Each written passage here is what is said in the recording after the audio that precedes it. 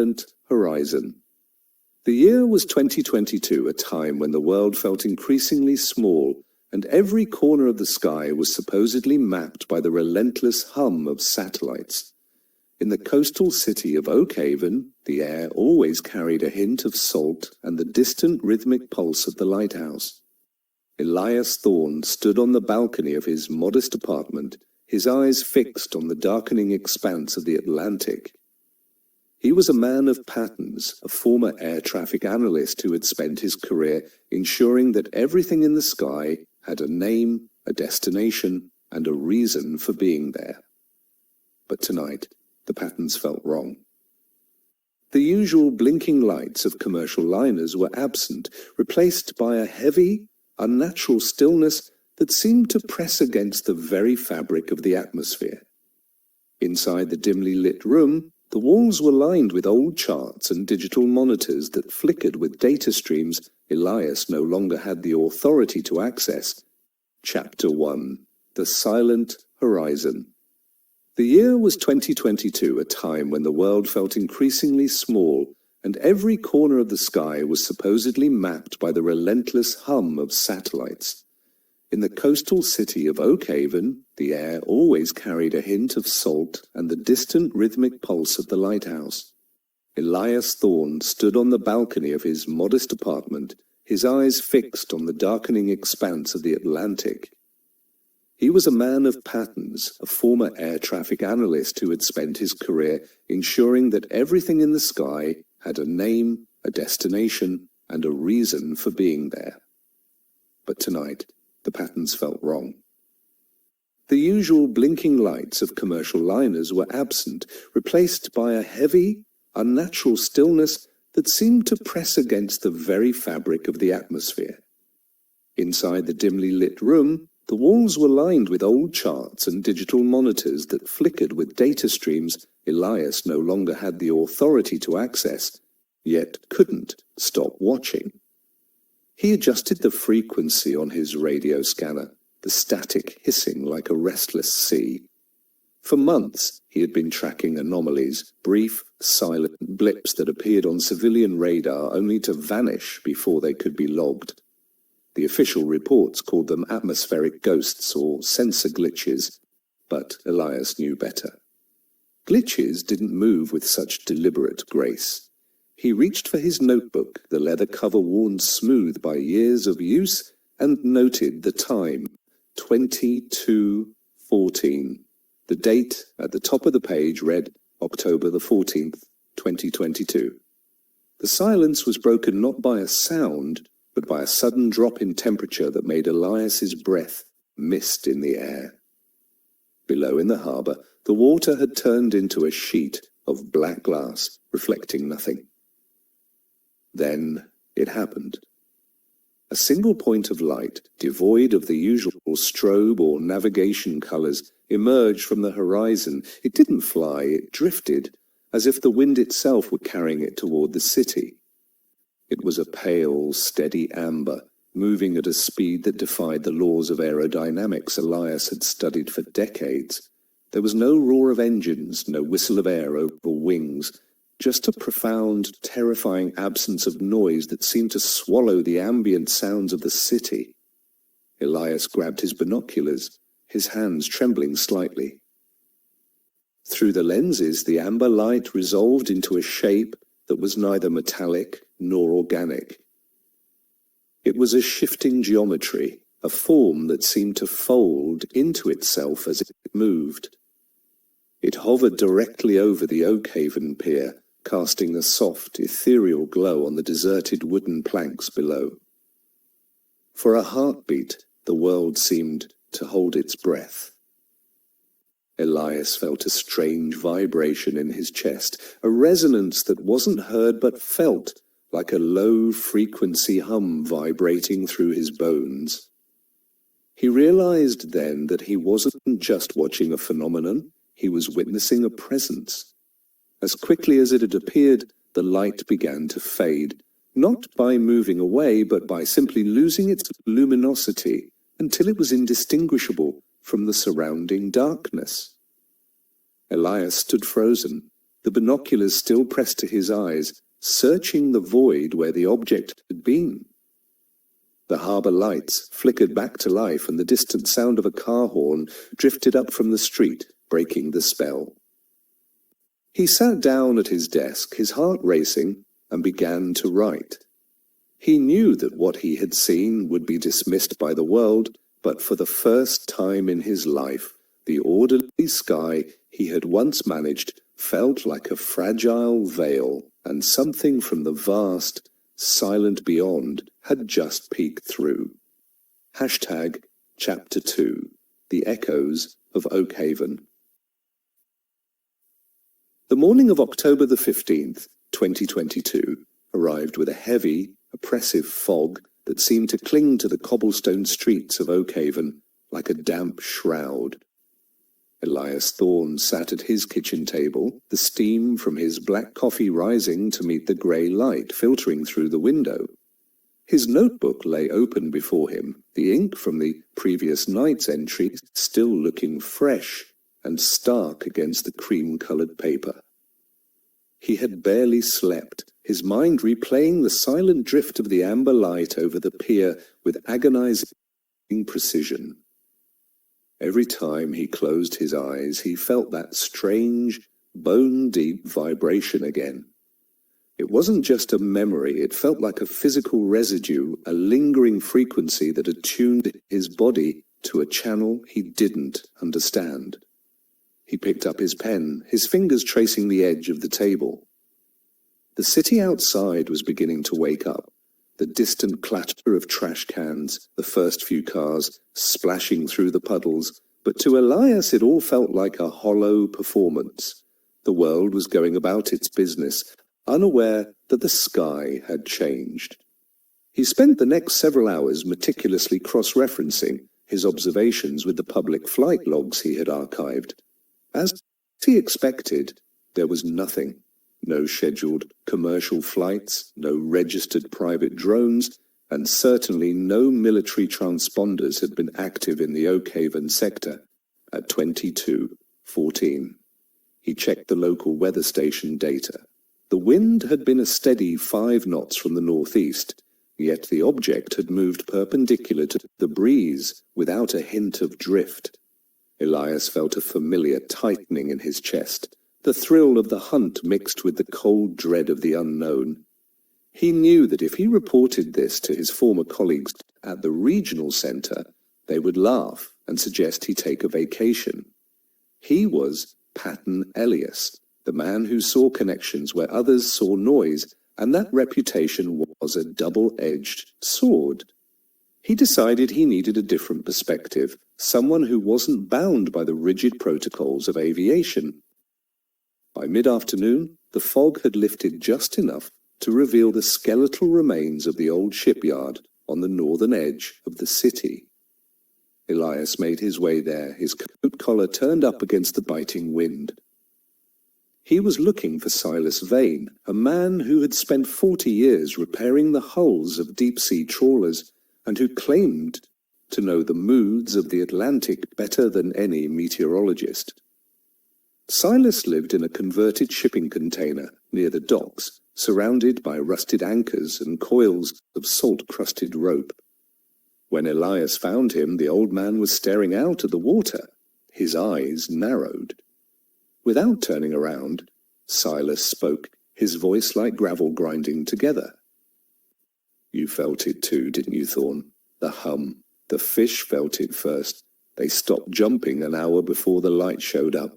My nets came up empty this morning, not even a scrap of seaweed. It's like the water itself went dead." Elias stood beside him, the two men looking out at the horizon where the amber light had first appeared. Silas described a similar phenomenon he had witnessed back in 1981, a story he had kept to himself for decades for fear of being labelled a drunk. But the details matched Elias's notes perfectly.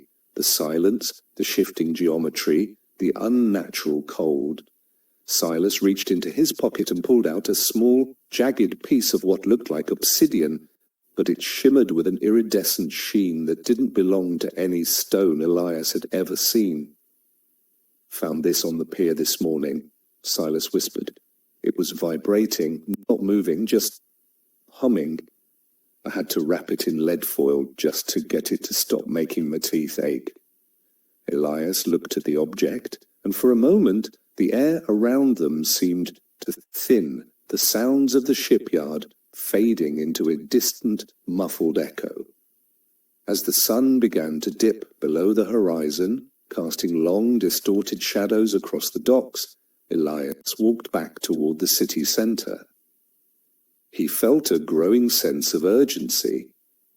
If Silas was right, and these events were cyclical or connected to some deeper, subterranean rhythm, then the amber light was only the beginning. He stopped at a small, dimly lit diner on the corner of 4th and Main, hoping the mundane atmosphere of clinking silverware and cheap grease would ground him. But as he sat in the corner booth, he noticed a group of men in dark, nondescript suits sitting at the counter. They weren't eating. They were watching the television mounted in the corner, which was broadcasting a local news segment about unusual atmospheric interference causing power outages in the harbour district. One of the men turned slightly, and Elias caught a glimpse of a silver pin on his lapel, a stylized compass rose that he didn't recognize. The man's gaze met Elias's for a split second, a look of cold, professional neutrality that sent a shiver down Elias's spine. He realized then that he wasn't the only one looking for patterns, and the other hunters had much deeper pockets. The walk home was a blur of shadowed alleys and flickering streetlights. Elias felt like he was being watched from every darkened doorway. When he finally reached his apartment, he didn't turn on the lights. He moved through the darkness with practiced ease, reaching for his scanner. The static was gone. In its place was a rhythmic pulsing signal, a series of tones that sounded like a heartbeat translated into mathematics. He grabbed his notebook and began to transcribe the pulses, his hand moving across the page with a frantic energy. 2022 was supposed to be a year of recovery, of returning to normalcy after the chaos of the previous years. But as Elias looked at the sequence of numbers forming on the paper, he realized that normalcy was a ghost. The heartbeat in the static was counting down to something, and Oakhaven was the clock. He looked out the window one last time before closing the heavy curtains, and for a fleeting second he thought he saw a flash of amber deep within the clouds, a silent promise that the horizon was no longer empty. Chapter 3, The Cryptic Pulse. The rain began as a fine mist on the morning of October the 16th, 2022, turning the streets of Oakhaven into a labyrinth of slick, reflected surfaces. Elias Thorne sat hunched over his desk, the rhythmic scratching of his pen the only sound in the apartment. The heartbeat signal he had captured the night before was now a series of complex equations and geometric sketches spread across several pages. It wasn't just a countdown. It was a coordinate system, a set of spatial instructions that pointed toward the abandoned lighthouse on the jagged cliffs of Blackwood Point. He felt a strange, magnetic pull toward that location, a sensation that transcended mere curiosity. His eyes were bloodshot, and the coffee in his mug had long since gotten cold, but the exhaustion was a distant secondary concern to the clarity of the pattern emerging before him. He realized that the amber light hadn't just been observing the city, it had been anchoring itself to a specific geological frequency that only Oakhaven possessed. He knew he couldn't go to Blackwood Point during the day.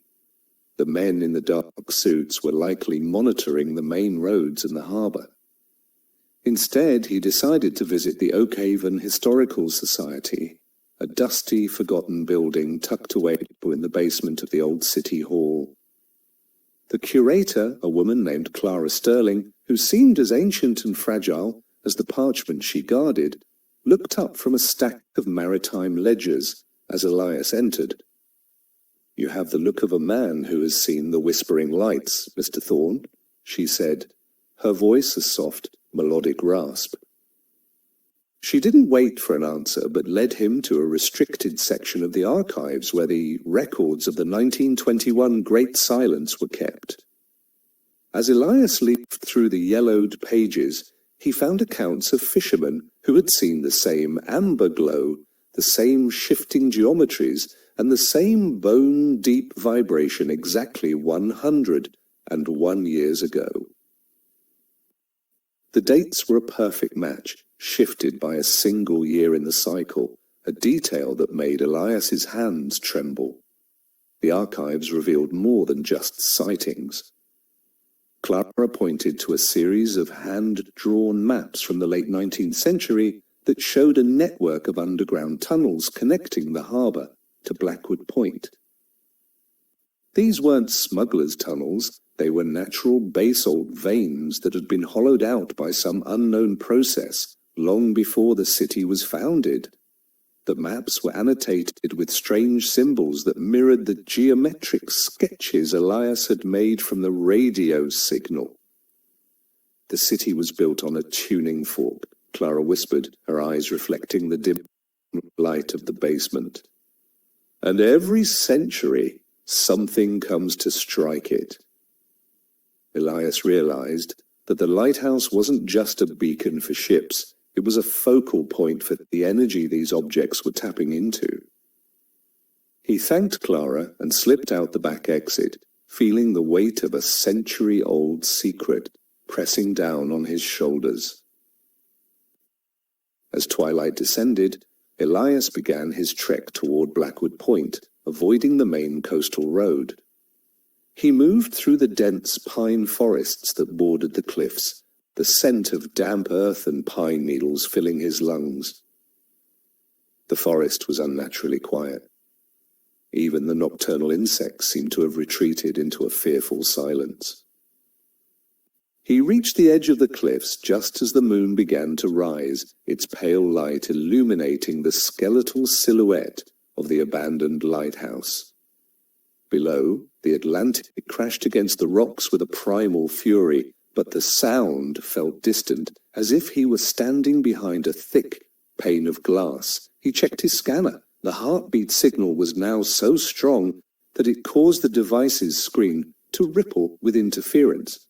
He wasn't alone. He could see the faint, rhythmic sweep of flashlights moving through the trees behind him.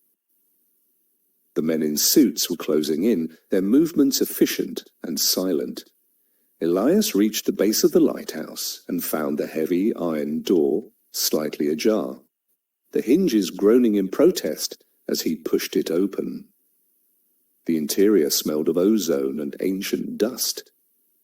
He climbed the spiral staircase, his footsteps echoing in the hollow chamber. When he reached the lantern room at the top, he didn't find a lamp. Instead, the center of the room was occupied by a hovering sphere of that same iridescent, obsidian-like material Silas had shown him. It was spinning slowly, casting a soft, amber glow that illuminated the entire cliffside. The vibration here was so intense that Elias could feel his vision blurring. He reached out a hand, not out of logic, but out of a desperate need to understand. As his fingertips brushed the surface of the sphere, the world exploded into a kaleidoscope of data, centuries of observations, maps of stars that didn't exist in any human catalogue, and the terrifying realization that Oak Haven wasn't just a clock. It was a gateway. The sound of heavy boots on the stairs snapped him back to reality. He pulled his hand away, the sphere pulsing with a sudden, violent intensity. The door to the lantern room burst open, and the man with the silver compass rosepin stepped inside, a silenced pistol held with practiced ease. "Step away from the anchor, Mr. Thorne," the man said, his voice devoid of emotion. "You've seen more than your clearance allows, but you've also done our work for us. We couldn't trigger the resonance without a human interface who understood the pattern." Elias looked from the man to the pulsing sphere, then out at the horizon where a dozen more amber lights were beginning to emerge from the sea. The countdown hadn't been for an arrival, it had been for an awakening. He realized then that the great silence of 1921 hadn't been an end, but a pause, and the year 2022 was the moment the music started again. Hashtag. Chapter 4. The Resonance Protocol. The air inside the lantern room of the Blackwood Point Lighthouse had become thick, almost viscous, as if the oxygen itself were being replaced by the amber radiance of the hovering sphere. Elias Thorne stood paralyzed, his hands still tingling from the contact with the object. The man with the silver compass rose pin, whom Elias now thought of as the agent, didn't move. His eyes were fixed on the sphere, reflecting its rhythmic pulses with a cold, analytical detachment. Outside, the storm that had been brewing all day finally broke, but the thunder was muffled, sounding like it was happening in another dimension. The agent stepped forward, the floorboards creaking under his polished boots. "You think you're an observer, Elias?" he said, his voice barely a whisper, yet cutting through the hum of the room. "But in this system, there are no observers, only participants. The resonance you triggered isn't just a signal, it's a handshake, and the other side has been waiting a very long time to finish the conversation." Elias felt a surge of defiance cut through his fear. He looked at the agent, noticing the subtle tremor in the man's hand, the only sign that even he was affected by the raw power in the room. "Who are you?" Elias demanded, his voice sounding strange to his own ears, as if it were being modulated by the sphere. "This isn't a conversation, it's an invasion." The agent let out a short, dry laugh that held no mirth. "Invasion implies a lack of permission.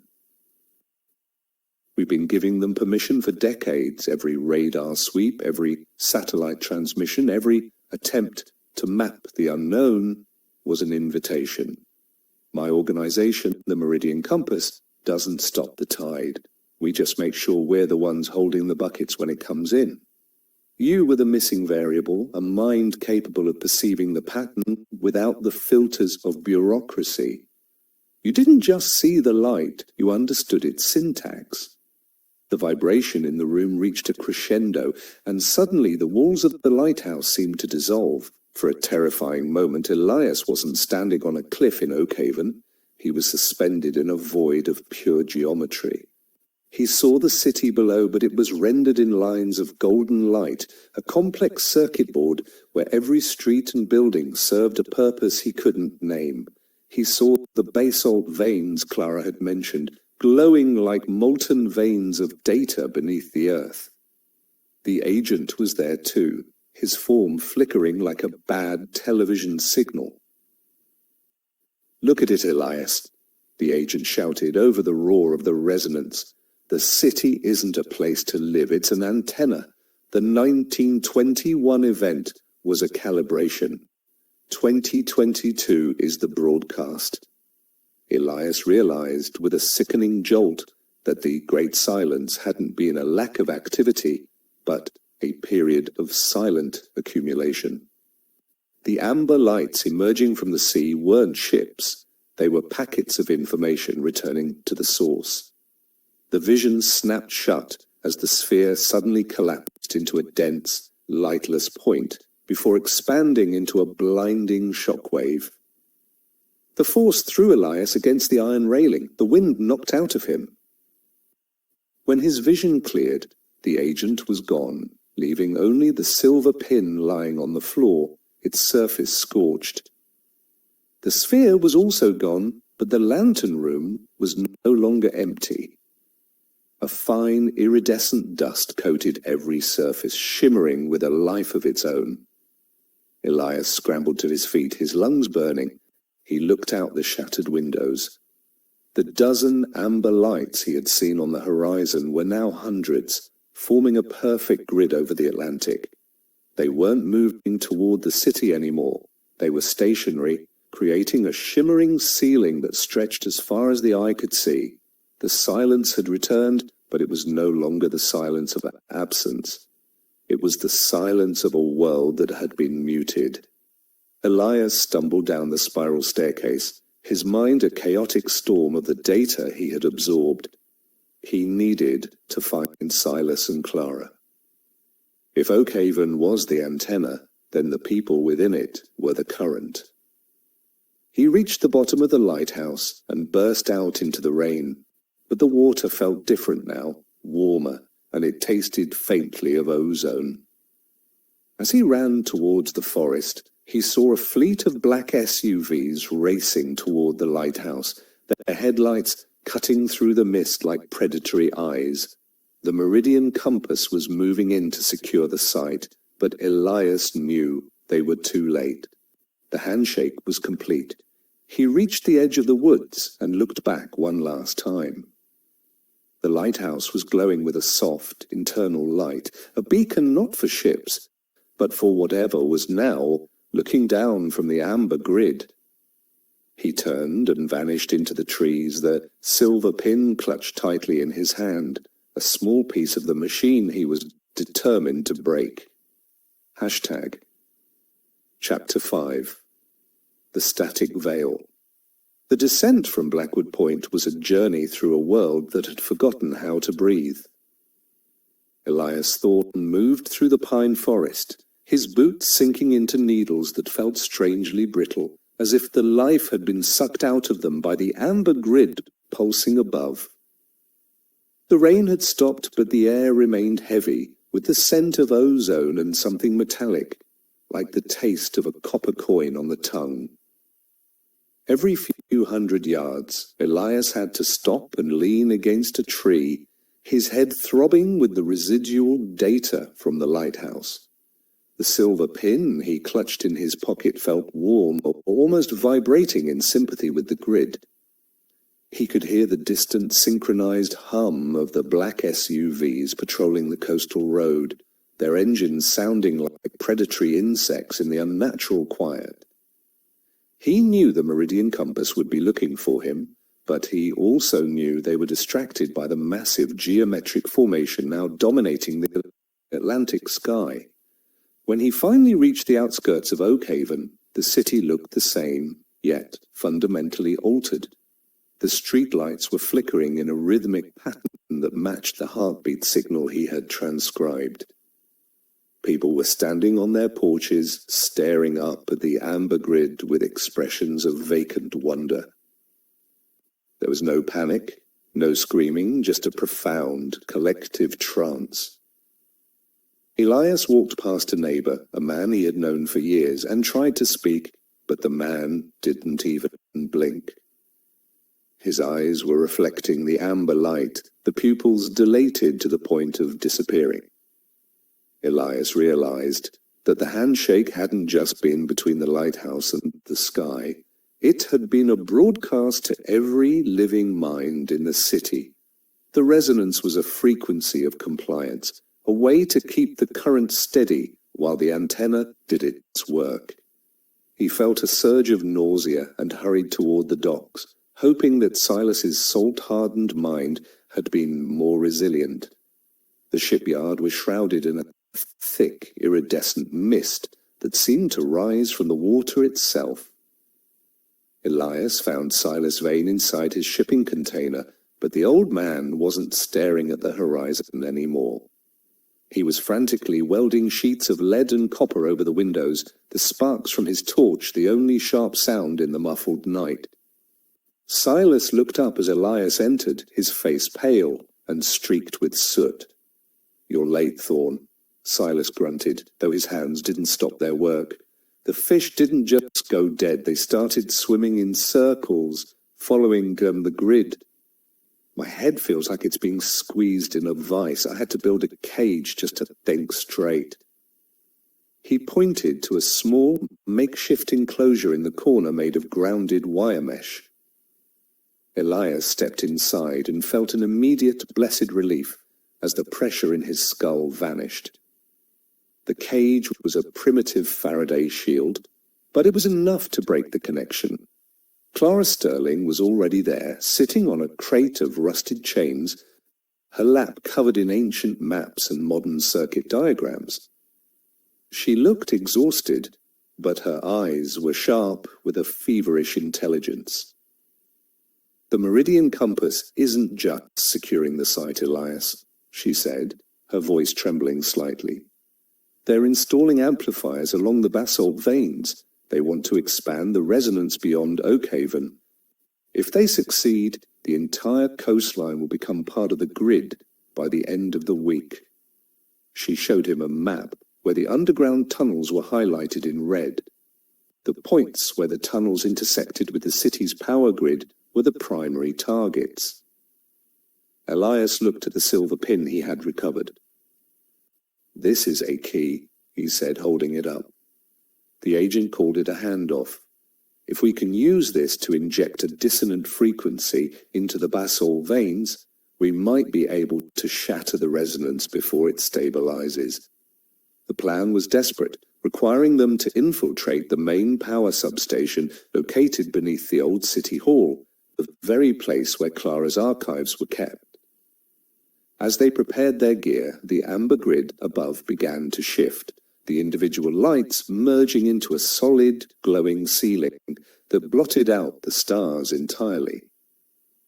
The hum intensified, becoming a physical weight that made the shipping container groan. Elias looked at Silas and Clara, two people who had spent their lives looking at the past, now standing as the only barrier against a future that wasn't human. 2022 was supposed to be a year of recovery, Elias whispered, echoing his thoughts from the previous night. Silas handed him a heavy wrench and a coil of grounded wire. "Recovery is for things that are broken, Thorn," the old man said, his eyes hard. "This isn't broken, it's working exactly as intended. We're the ones who have to break it." They stepped out into the iridescent mist, three shadows moving against a world of amber light, heading toward the heart of the machine. Chapter 6, The Subterranean Circuit. The streets of Oakhaven were no longer just thoroughfares, they had become the surface of a massive, glowing organism. Elias, Silas, and Clara moved through the shadows of the alleyways, their bodies wrapped in the grounded wire mesh Silas had scavenged. The amber ceiling above was so bright now that it cast no shadows, creating a flat, surreal landscape where every detail was exposed. They reached the rear entrance of the old city hall, a heavy oak door that had stood for over a century. The building was silent, but the air around it thrummed with a low-frequency vibration that made Elias's teeth ache. He used the silver pin, noticing how it pulsed with a rhythmic violet light as it neared the stone walls. To his surprise, the lock didn't just turn, it dissolved, the metal flowing like liquid to allow them entry. The Meridian Compass hadn't just occupied the building, they had integrated their technology into its very bones.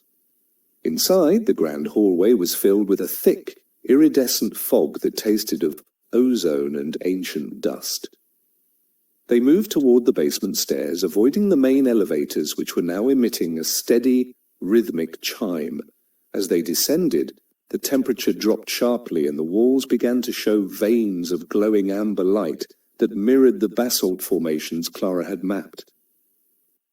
They found the entrance to the main power substation, guarded not by men, but by a series of hovering, metallic pylons that emitted a soft, pulsing hum.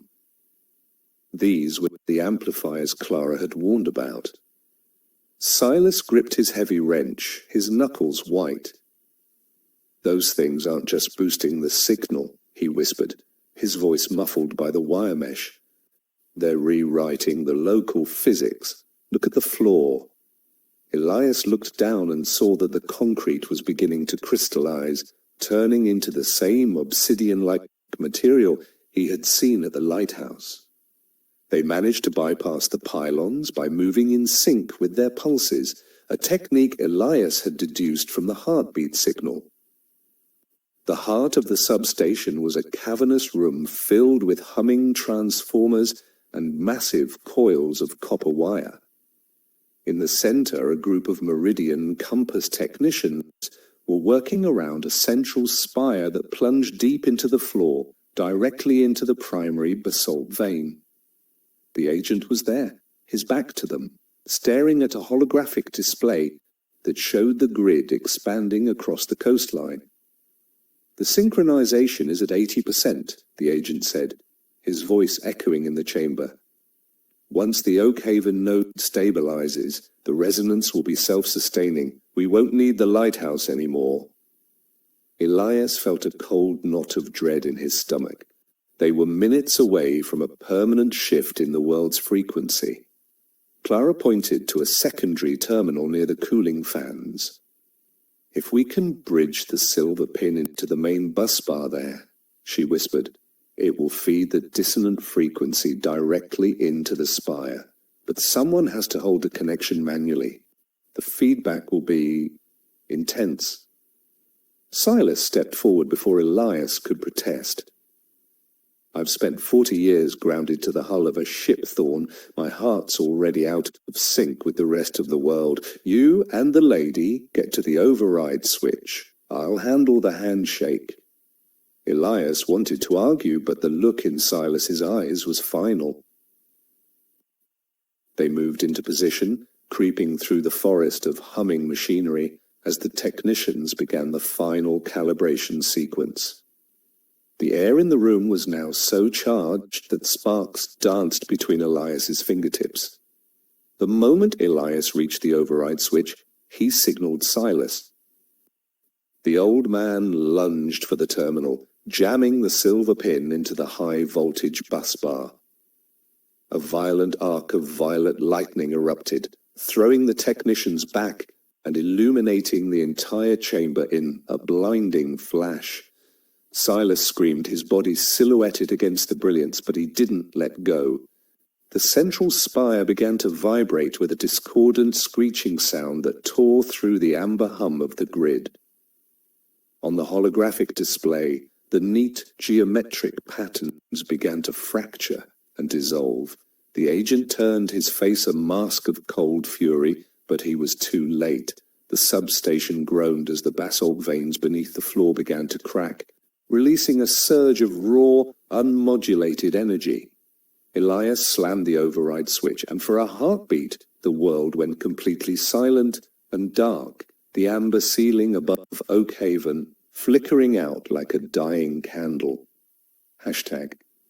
Chapter 7. The Fractured Silence. The darkness that followed the surge was absolute, a heavy blanket that seemed to swallow even the memory of the amber light. Elias Thorn lay on the cold, vibrating floor of the substation, his ears ringing with a high-pitched whine that refused to fade. The air was thick with the smell of scorched ozone and melting insulation. He reached out blindly, his fingers brushing against the rough concrete, until they found the cold metal of the override lever. Slowly the emergency lights began to flicker, a dim, sickly red that cast long, distorted shadows across the wreckage of the chamber. He scrambled to his feet, his muscles screaming in protest, and looked toward the central bus bar. Silas Vane was slumped against the terminal, his clothes still smoldering, but his chest was moving in a shallow, ragged rhythm. The silver pin was gone, fused into the very copper of the station, leaving behind a jagged scar of violet crystal that pulsed with a dying light. Clara emerged from behind a fallen transformer, her face streaked with soot, but her eyes burning with a desperate clarity. Together they dragged Silas away from the humming ruins of the spire. The old man's hands were blackened, yet he gripped Elias's sleeve with surprising strength. Did we break the song? Silas wheezed, his voice a mere shadow of its former gravelly depth. Elias looked up at the ceiling, where the amber veins in the walls were now grey and lifeless. For now, Silas, you broke the connection. But even as he spoke, Elias felt a new kind of tension in the air. The silence wasn't peaceful. It was the silence of a predator holding its breath. Above them, the city of Oakhaven was beginning to scream.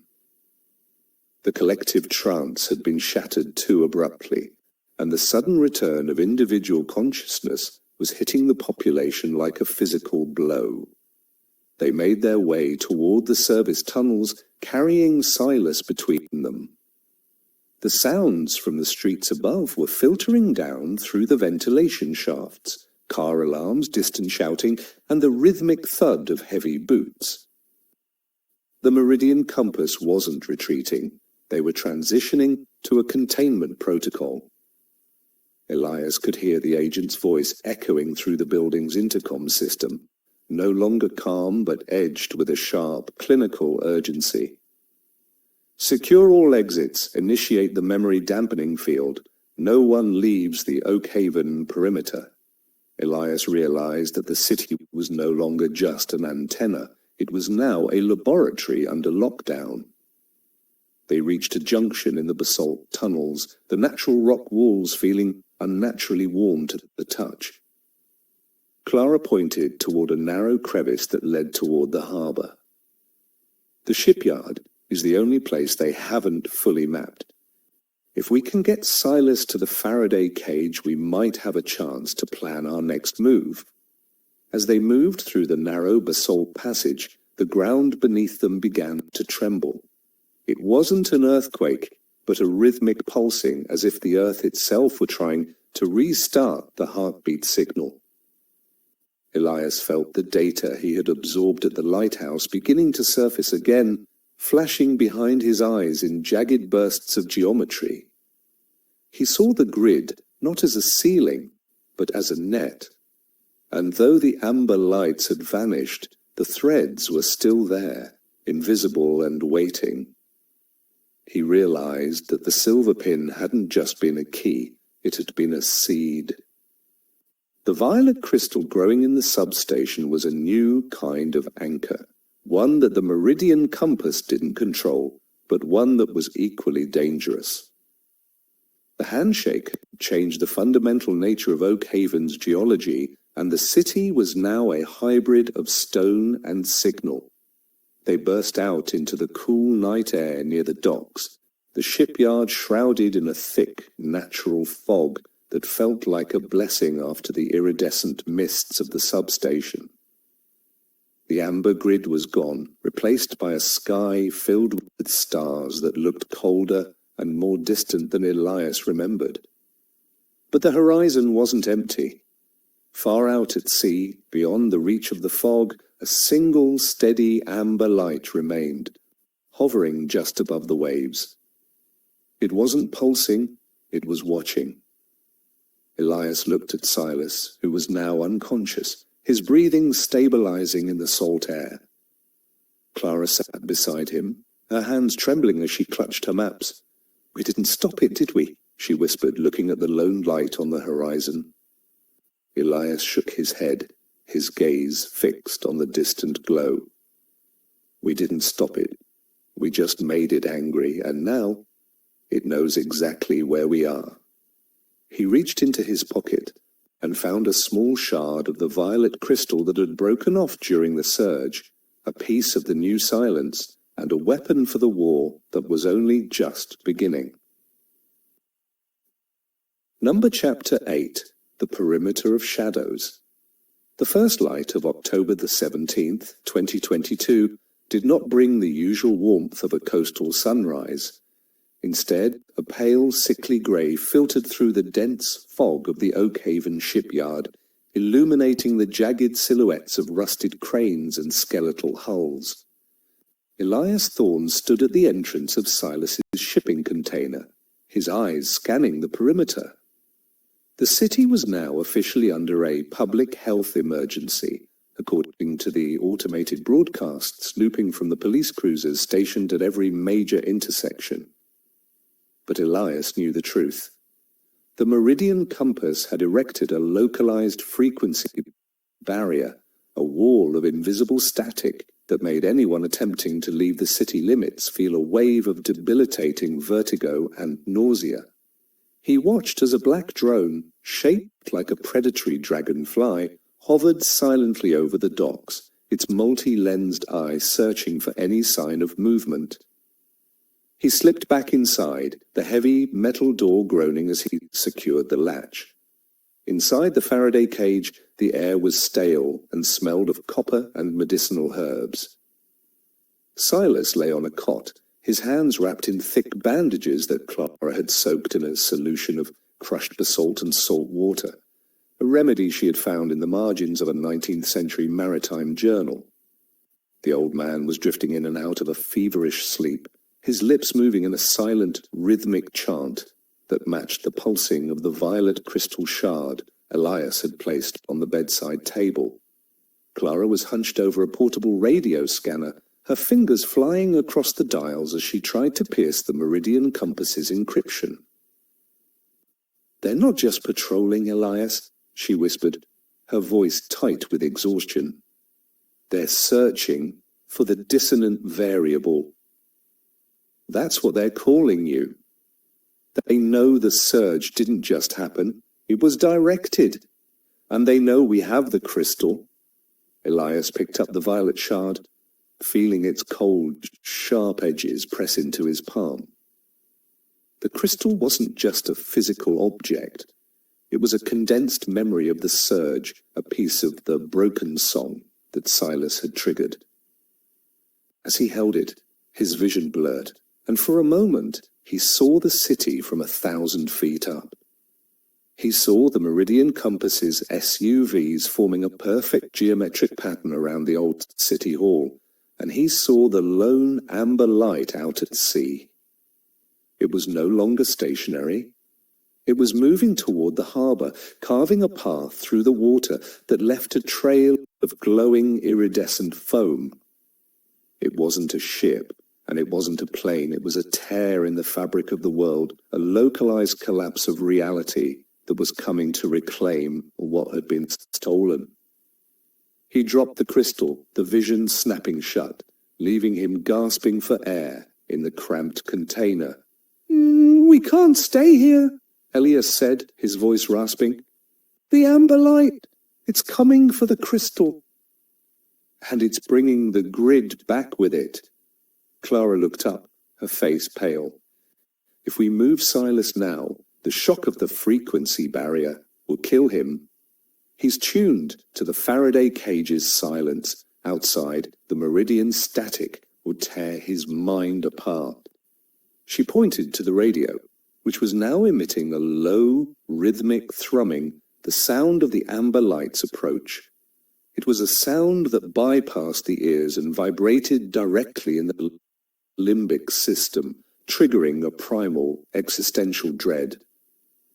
Elias looked at the heavy wrench Silas had given him, then at the grounded wire mesh. He realized that they didn't just need to hide, they needed to create a mobile silence, a way to carry the Faraday effect with them as they moved through the occupied city. The preparation was a frantic blur of mechanical improvisation.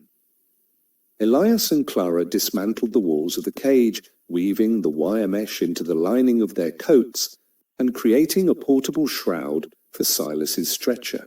As they worked, the sound of the approaching amber light grew louder, a deep, resonant booming that made the shipping container vibrate like a drum. The drone outside suddenly shrieked, its sensors overloaded by the incoming frequency, and crashed into a pile of rusted anchors. Elias grabbed the violet crystal and tucked it into a lead-lined pouch. He looked at Clara, then at the unconscious Silas. "We head for the basalt tunnels," he said, his eyes hard. "If the city is an antenna, then the tunnels are the grounding wire. It's the only place where the static can't reach us." They pushed the door open, stepping out into a world where the fog was turning amber and the lone light from the sea was finally making landfall. Chapter 9, The Veins of the Earth. The amber light hit the Oakhaven pier not with a crash, but with a sound like 1,000 glass bells shattering at once. Elias and Clara, carrying Silas on the makeshift shielded stretcher, felt the impact as a wave of heat that turned the fog into a searing, golden steam. The wooden planks of the pier didn't burn, they vitrified, turning into a translucent, crystalline substance that hummed with a low, predatory frequency. Elias didn't look back, but he could feel the presence behind them, a localized distortion of space that moved with a slow, deliberate grace. The Meridian Compass drones in the area were falling from the sky like dead flies, their circuits fried by the sheer intensity of the amber resonance. They reached the rusted iron grate that led to the storm drains, the entrance to the subterranean world they hoped would be their sanctuary. The descent into the drains was a plunge into a humid, echoing darkness. As they moved deeper, the brickwork of the 19th century sewers gave way to the raw, jagged basalt that formed the city's foundation. The air here was cooler, and the oppressive hum of the amber grid was replaced by a deep, rhythmic thrumming that seemed to come from the earth itself.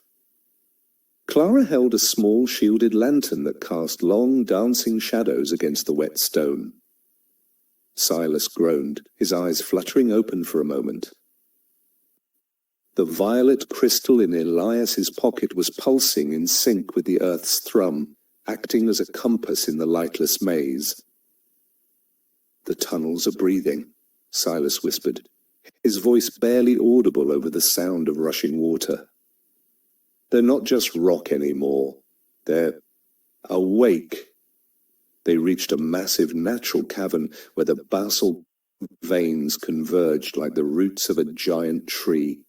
In the center of the cavern, they found a Meridian Compass research outpost that had been abandoned in haste.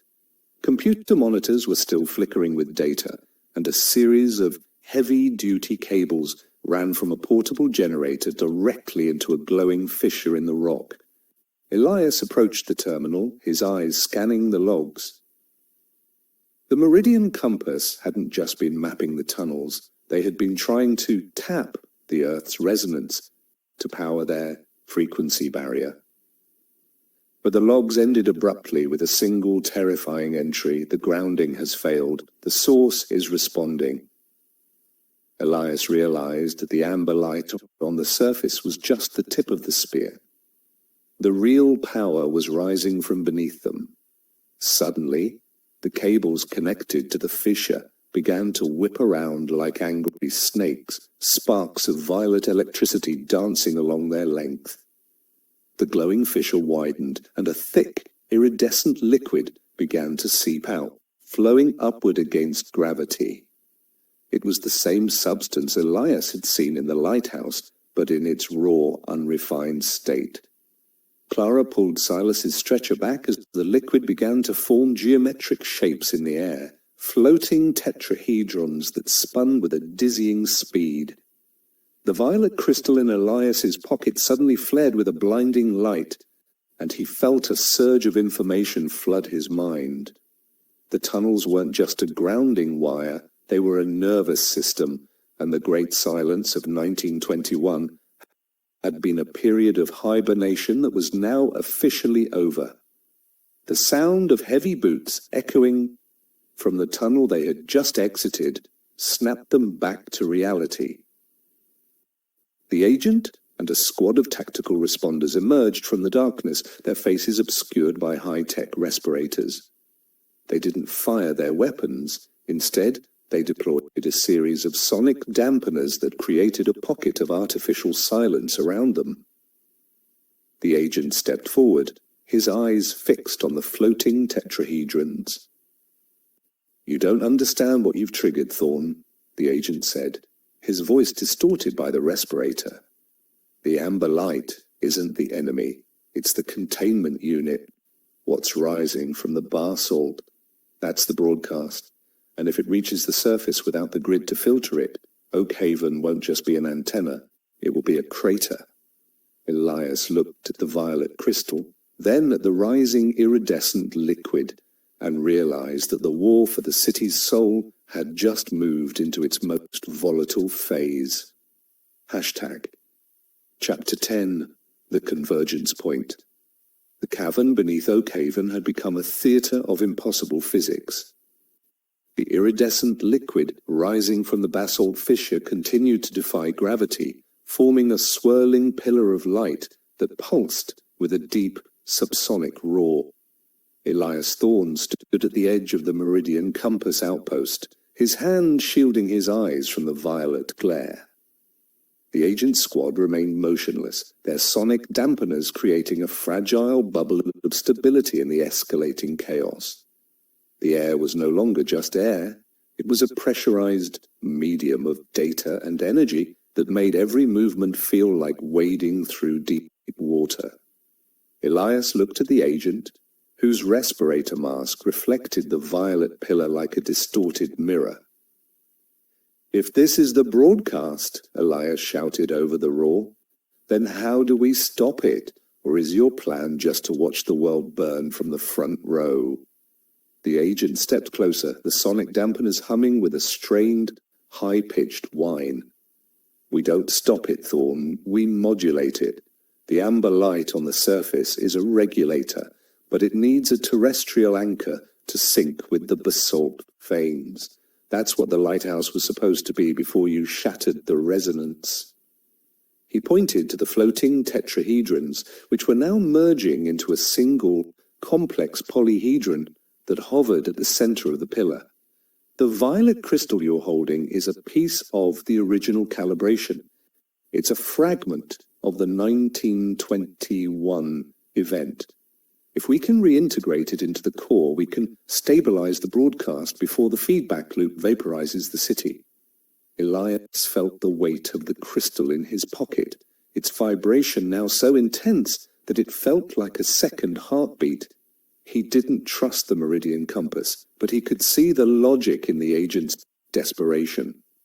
Clara, who had been monitoring the terminal, suddenly cried out, "The surface grid is restarting! But it's not the Meridian's grid, it's the source itself." On the flickering monitors, the map of Oak Haven was being overwritten by a new geometry, a series of concentric circles that centered exactly on their current location. The amber light from the harbor had reached the city hall above them, and the two forces, the celestial regulator and the terrestrial broadcast, were beginning to pull at the fabric of reality. The stone walls of the cavern started to turn translucent, revealing the complex network of basalt veins glowing like a nervous system. Silas, still on the stretcher, began to hum in perfect harmony with the pillar, his bandaged hands reaching out toward the light. He wasn't just recovering, he was being rewritten by the frequency. "We have to move now," the agent commanded, signaling his men to advance toward the pillar. But as they stepped out of the sonic bubble, the iridescent liquid lashed out like a whip, shattering the dampeners and throwing the tactical team against the walls. The agent was the only one left standing, his respirator cracked, gasping for air that was now saturated with ozone. Elias realized that the Meridian technology was useless against the raw source. Only the dissonant variable, the human element that had already been tuned to the frequency, could bridge the gap. He looked at Clara, who gave him a solemn nod, and then he stepped into the violet light. The pain was instantaneous, a searing heat that felt like his very DNA was being unraveled and rewoven into a new pattern. As Elias reached the center of the pillar, the world of Oakhaven vanished. He was no longer in a cavern. He was standing at the intersection of 1,000 timelines, a place where the great silence of 1921 and the awakening of 2022 were happening simultaneously. He saw the amber lights as they truly were, not ships, but gardeners, tending to a world that was a massive, organic computer. He saw the violet crystal in his hand, not as a weapon, but as a missing line of code. With a final, agonizing effort, he thrust the crystal into the heart of the spinning polyhedron. The roar reached a deafening crescendo, followed by a flash of white light that seemed to expand forever. When the light faded, the cavern was silent. The pillar was gone, replaced by a steady, soft violet glow that permeated the basalt. Elias fell to his knees, his vision clearing just in time to see the agent staring at him with a look of profound, terrifying awe. The broadcast had been stabilized, but the man who had done it was no longer entirely human. Chapter 11, The Hybrid Horizon. The silence in the cavern was no longer empty. It was a living, breathing entity that hummed in the back of Elias Thorne's mind. He stood up slowly, his movements fluid and strangely effortless. When he looked at his hands, he didn't just see skin and bone. He saw the faint, pulsing lines of violet light tracing his veins, a map of the resonance he had absorbed. The agent remained frozen, his cracked respirator hanging from one ear, his eyes wide with a mixture of professional curiosity and primal fear. The tactical team was beginning to stir against the walls, their movements sluggish, as if they were waking from a deep, chemically induced sleep. Elias turned to Clara and Silas. To his new eyes, they were glowing silhouettes of biological data, their heartbeats visible as rhythmic ripples in the air. "We need to leave," Elias said, his voice resonating with a harmonic depth that made the stone walls vibrate. "The cavern is stable, but the surface is different." They made their way back through the basalt tunnels, but the path felt shorter, as if the geometry of the earth had folded to accommodate Elias's presence. As they emerged from the storm drains near the harbor, the morning of October 18th, 2022, greeted them with a sky that defied every meteorological law Elias had ever studied. The amber grid was gone, but the atmosphere was saturated with a soft, violet luminescence that made the stars visible even in the daylight. The water in the harbor was no longer just water. It was a dark, crystalline fluid that moved in perfect, synchronized waves, reflecting the new geometry of the sky. The pier, which had vitrified during the amber light's arrival, was now a bridge of shimmering glass that hummed a low, welcoming tone as Elias stepped onto it. The city of Oakhaven had become a hybrid of the mundane and the impossible. Buildings were still standing, but their surfaces were coated in a fine, iridescent frost that pulsed with the same heartbeat signal Elias had first heard on his scanner. The people were no longer in a trance, but they moved with a quiet, purposeful grace, their eyes reflecting the violet sky. They weren't talking, yet there was a sense of profound communication happening just below the threshold of sound. Elias watched as a young woman touched a vitrified lamppost, her fingers leaving a trail of glowing light that merged with the city's new nervous system. The Meridian Compass SUVs were still there, but they looked like relics of a forgotten age, their engines dead and their high-tech sensors blinded by the sheer beauty of the stabilized broadcast. The agent caught up with them near the old city hall, his composure partially regained, but his authority shattered. "You've turned the city into a beacon, Thorn," he said, his voice trembling. "The Meridian Compass won't let this stand. They'll send the heavy units. They'll try to reset the sector." Elias looked at the agent, and for a moment he saw the man's entire history, the secrets he kept, the orders he had followed, and the fear that drove him. "They can't reset what they don't understand," Elias replied, his gaze shifting to the horizon. Oakhaven isn't a place anymore. It's a frequency, and that frequency is spreading. He realized then that the violet light wasn't just staying in the city. It was flowing out along the basalt veins, moving toward the next nodes in the global network. As they stood on the steps of the city hall, Elias felt a sudden sharp glitch in his perception. For a split second, the violet sky flickered, revealing a glimpse of a much darker, colder reality. A void filled with massive, silent shapes that were waiting for the broadcast to reach its full strength. The gardeners he had seen in his vision weren't just tending the world, they were preparing it for something else. He looked at Clara and Silas, who were watching him with a mixture of hope and concern.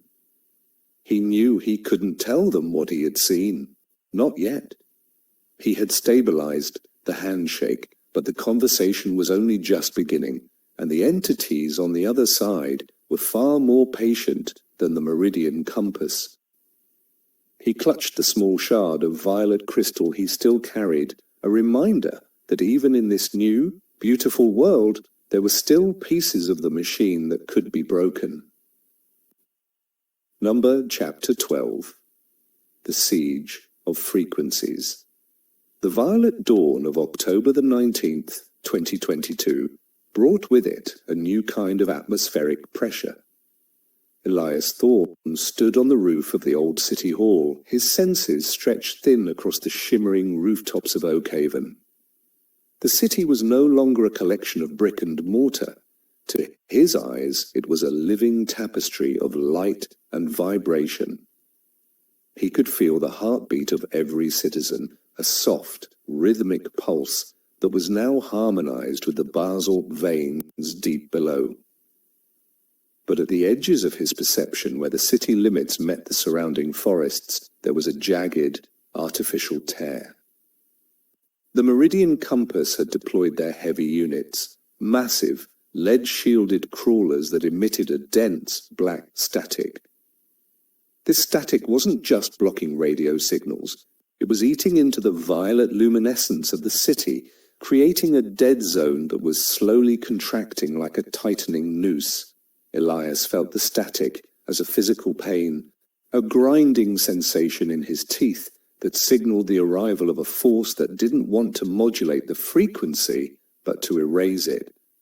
Inside the mayor's office, which had been converted into a makeshift command center, Clara Sterling was frantically cross-referencing the city's power grid with the encroaching black static. She looked up as Elias entered, her face pale and drawn. "They've cut the main fiber lines and established a kinetic barrier, Elias," she said, pointing to a monitor that showed nothing but snow. "Oakhaven is a ghost on the map. To the rest of the world, we don't exist anymore. And these crawlers, they're not just dampeners, they're nullifiers. They're designed to collapse the local reality back to its base state by brute force." Silas sat in the corner, his bandaged hands resting on a pile of copper coils. He looked stronger, his eyes reflecting a dull violet glow. "They're trying to put the genie back in the bottle," Silas grunted. "But the bottle's already shattered. If they push that static too hard, the feedback will turn the whole county into a vacuum." Elias walked to the window, his gaze fixed on the nearest nullifier, a black monolith that was grinding its way through the pine forest.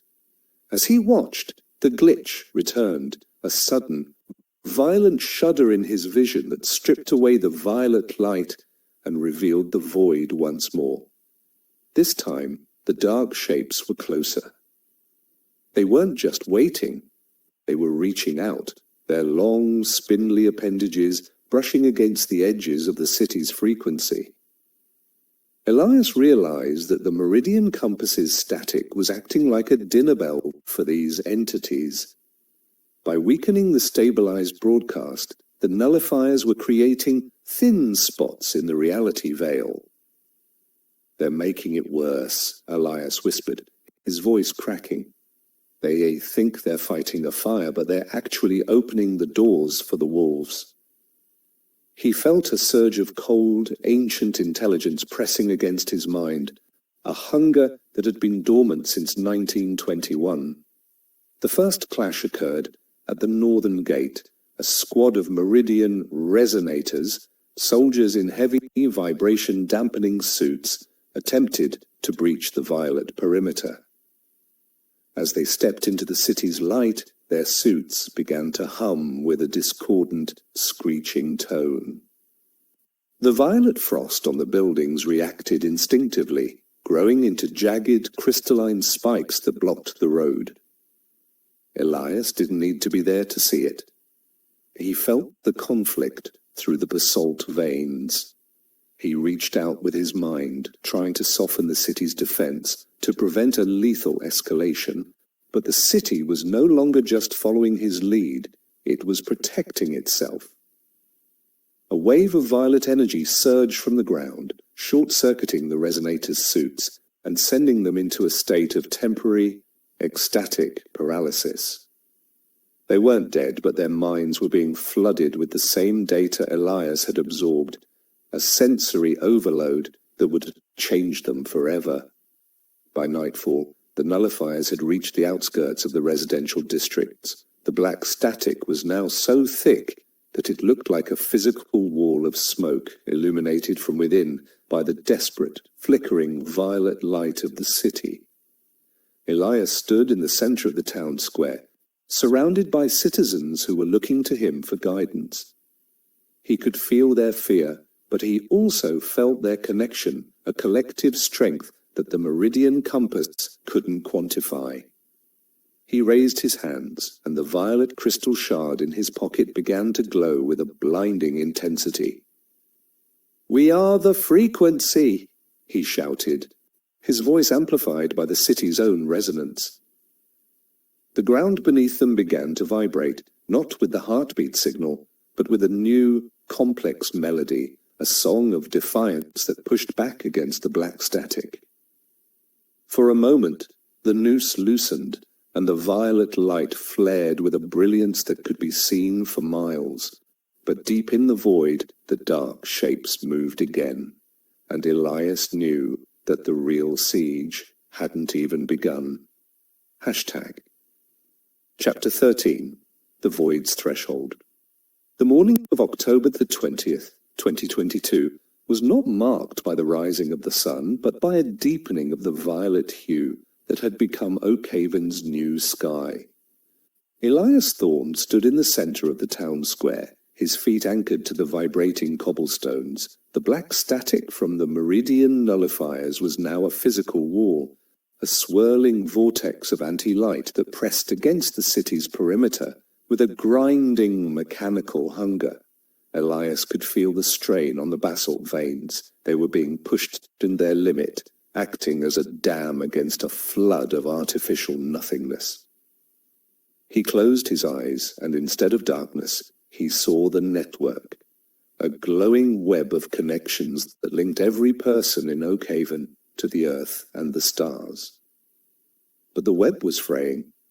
The nullifiers were targeting the nodes, the specific points, where the city's history and geology intersected.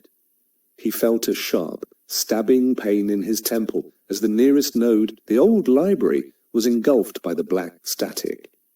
Inside the library's basement, Clara Sterling was frantically trying to save what remained of the 1921 archives. The air was freezing and the walls were sweating a thick, black liquid that smelled of burnt plastic. As the nullifier's field touched the building, the books didn't just burn, they unraveled, the ink lifting from the pages and forming a swirling cloud of forgotten words. Clara felt a hand on her shoulder. It was Silas, his eyes now glowing with a steady, calm violet light. "Leave it, Clara," he said, his voice sounding like it was coming from a great distance. "The stories aren't in the paper anymore. They're in the frequency. We are the archive now." He touched the wall, and a wave of violet energy surged through the brickwork, momentarily pushing back the black liquid. But the victory was short-lived. The building groaned as its structural integrity was compromised by the conflicting realities. Elias, still in the square, felt the library's collapse as a whole in his own memory. He staggered, his vision flickering violently. The glitch was no longer a brief interruption, it was becoming a permanent overlay. The dark shapes from the void were now visible to everyone, looming spindly shadows that drifted through the streets like smoke. They didn't attack the people, they simply existed in the same space, their presence causing the violet light to dim and the air to grow thin. One of the shapes paused in front of Elias, its face a swirling vortex of stars and empty space. It didn't speak, but Elias felt a question vibrate in his marrow. Are you the anchor or the weight? He realized that these entities weren't invaders in the traditional sense. They were the original inhabitants of the frequency, returning to a home that had been occupied by humanity during their long sleep. The Meridian Compass, seeing their nullifiers failing to collapse the city, initiated the Omega Protocol. From the hills overlooking Oakhaven, a series of high-altitude missiles were launched, but they weren't carrying explosives. They were carrying singularity cores, miniature versions of the lighthouse sphere designed to create a localized gravitational collapse. As the missiles streaked across the violet sky, the agent stood on a ridge, his face a mask of grim determination. He knew that destroying Oakhaven would likely trigger a global resonance catastrophe, but his orders were clear. If the frequency couldn't be controlled, it had to be erased. The missiles reached the apex of their flight and began their descent, their engines screaming with a sound that tore through the city's harmonic defense. Elias looked up at the incoming fire and felt a strange, cold calm wash over him. He wasn't afraid of the destruction. He was afraid of the silence that would follow. He reached out to the collective mind of the city, tapping into the fear, the hope, and the shared history of every person standing in the violet light. "Don't fight the fall," he whispered, his voice carrying to every ear in Oakhaven through the basalt veins. "Become the descent." As the singularity cores detonated above the city, Elias didn't try to block the blast. Instead, he opened the gateway he had stabilized in the cavern. The explosion didn't result in fire and shadow. It was swallowed by the violet light, the energy of the missiles being converted into a massive, blinding broadcast that reached out across the Atlantic. Oakhaven didn't disappear. It transitioned. For a heartbeat, the city was everywhere and nowhere, a shimmering ghost on the threshold of the void, and the dark shapes finally stepped through the door. Number. Chapter 14. The Liminal Tide. The world that remained after the detonation of the singularity cores was a fractured masterpiece of light and shadow. Oakhaven was no longer anchored to the coast of the Atlantic. It was drifting in a sea of violet nebulae, a floating island of brick, stone, and memory. Elias Thorne stood on the steps of the city hall, watching as the edges of the town square dissolved into shimmering dust, only to reform into impossible, non-Euclidean geometries. The air was sweet, tasting of ozone and ancient rain, and the gravity was a suggestion rather than a law. He could see the Meridian Compass missiles frozen in mid-explosion above the city, their destructive energy turned into a crown of static fire that illuminated the void. The date remained October the 20th, 2022, but time here felt like a circular river flowing back into itself with every heartbeat. Clara and Silas emerged from the ruins of the library, their forms flickering with a soft, translucent radiance. They didn't walk so much as glide across the vitrified cobblestones. Silas looked at his hands, which were no longer bandaged, but made of a dense, glowing basalt. "We're not in Oakhaven anymore, are we, Thorn?" he asked, his voice echoing with the sound of distant waves. Elias shook his head, his eyes fixed on the horizon where the dark shapes were now congregating. "We are Oakhaven, Silas. The city is no longer a place. It's our collective state of mind. We've been pulled into the frequency's origin point." He could feel the thoughts of every citizen, a hum of confusion, wonder, and a strange, burgeoning peace. The fear that had gripped them during the siege was gone, replaced by a profound sense of belonging to something vast and eternal. One of the dark shapes, larger and more defined than the others, drifted towards the square. It was a towering silhouette of starlight, its presence making the violet nebulae pulse in rhythm.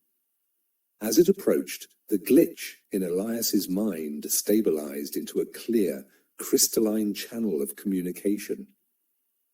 The entity didn't use words, it projected a sequence of historical echoes. Elias saw the 1921 event not as a mystery, but as a failed harvest. The entities, the harvesters of silence, had come to collect the data of human experience, but the world hadn't been ready. The Great Silence was their way of waiting for the signal to mature. Now, in 2022, the broadcast was finally rich enough, complex enough, to be integrated into the greater cosmic archive. Elias realized that they weren't being invaded, they were being archived. "They want our memories," Clara whispered, her eyes reflecting the starlight entity. "Everything we've ever been, everything Oakhaven has ever felt. It's all being uploaded into the grid." She looked at the library, where the ink clouds were still swirling, now forming complex constellations in the air. The Meridian Compass had tried to control the frequency for power, but the harvesters wanted it for meaning. Elias felt a surge of resistance. If they were archived, would they still be human? Or would they just be lines of code in a celestial ledger? He reached out to the entity, his mind a bridge of violet light. "We are not just data," he projected. "We are the friction. We are the noise that makes the music real." The entity paused, its starlight flickering, as if considering a new variable. The piece of the liminal space was suddenly shattered by a jagged streak of black static. A single meridian nullifier, somehow caught in the transition, appeared near the harbor, its engines screaming as it had tried to re-establish the kinetic barrier. It was a dying beast, but its presence was a poison in the violet tide. The black static began to eat away at the nebulae, creating a void within the void. The harvesters recoiled, their forms dimming. Elias knew that if the nullifier wasn't stopped, the entire archived reality of Oakhaven would collapse into a singularity of pure nothingness. He looked at Silas, who was already moving toward the harbor, his basalt hands glowing with a fierce, protective light. "The machine doesn't belong here," Silas roared, his voice shaking the very foundations of the floating city. "This is our silence now." Chapter 15. The Resonance Defiance. The harbour of Oakhaven, now a floating pier of glass suspended in a violet nebula, became the stage for a clash between two incompatible realities. The Meridian Nullifier, a scarred and smoking monolith of black steel, groaned as its engines fought against the fluid physics of the liminal space. It vomited clouds of black static that acted like an acid, dissolving the shimmering nebulae and leaving behind jagged holes of absolute nothingness. Silas Vane stood at the edge of the vitrified pier, his basalt-infused body glowing with a fierce internal heat. He didn't look like a man anymore. He looked like a living statue carved from the very heart of the earth.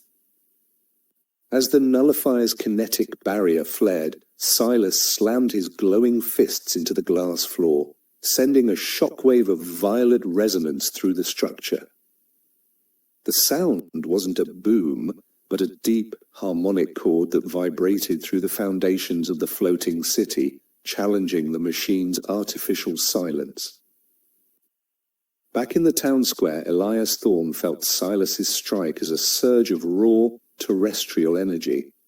He stood with Clara Sterling, their hands joined to form a circuit with the vitrified cobblestones. Around them, the citizens of Oakhaven had begun to chant, not in words, but in a rhythmic humming that matched the heartbeat of the basalt veins.